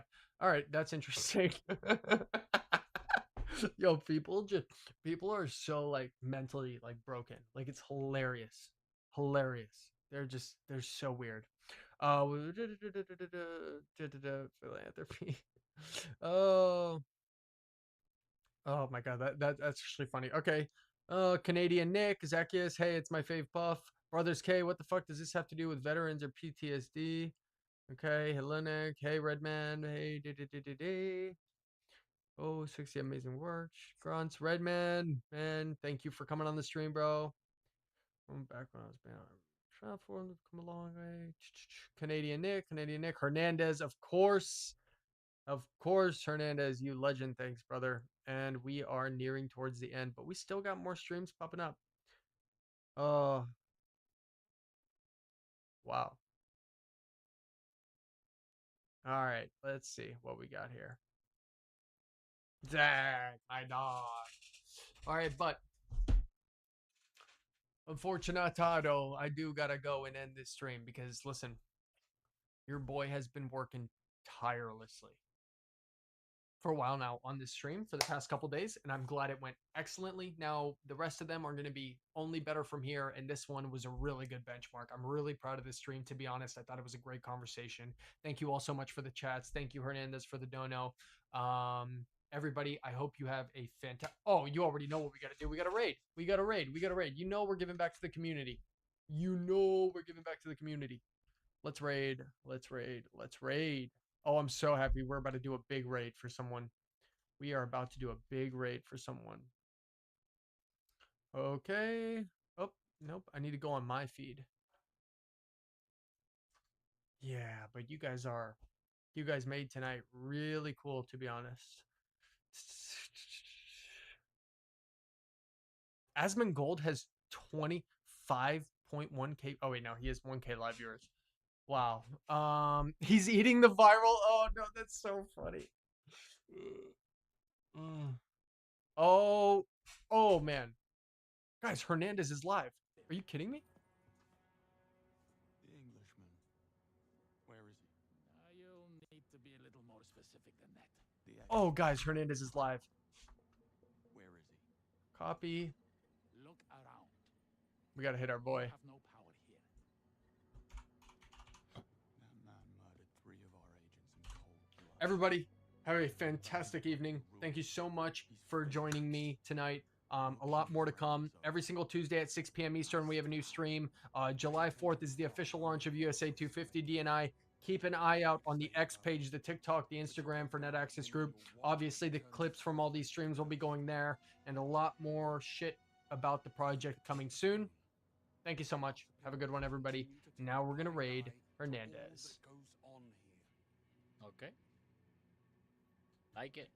Or don't you want to be king? Yo. What oh, what oh, what oh. Thank you for that, Ray, brother.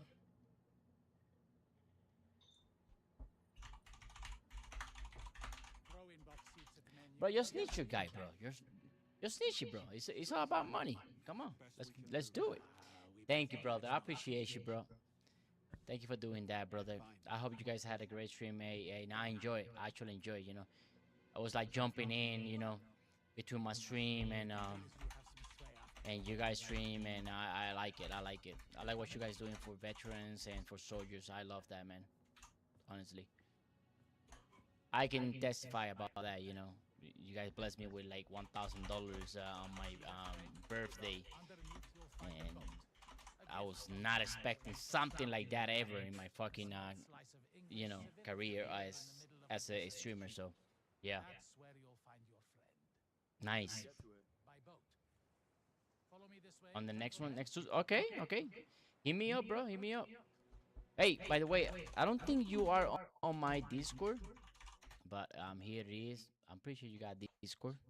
But if not, you can do everything through. Um, You can do everything, you know, like through X anyway. So, but yeah, that's my Discord. So you do? Okay, okay, cool. Yeah, I'm down, bro. I'm down. I'm down. One exit. Bond, you head out on If foot it is to the around the tower. same time, yeah, I'm down because normally around the same time I'm not working. You know, I'm just like I'm home. And the offer? How do I know you'll keep your word? If there are no nasty surprises, Aleph will be yours by the weekend. Move out. Nice. Count me down, bro. I would love to.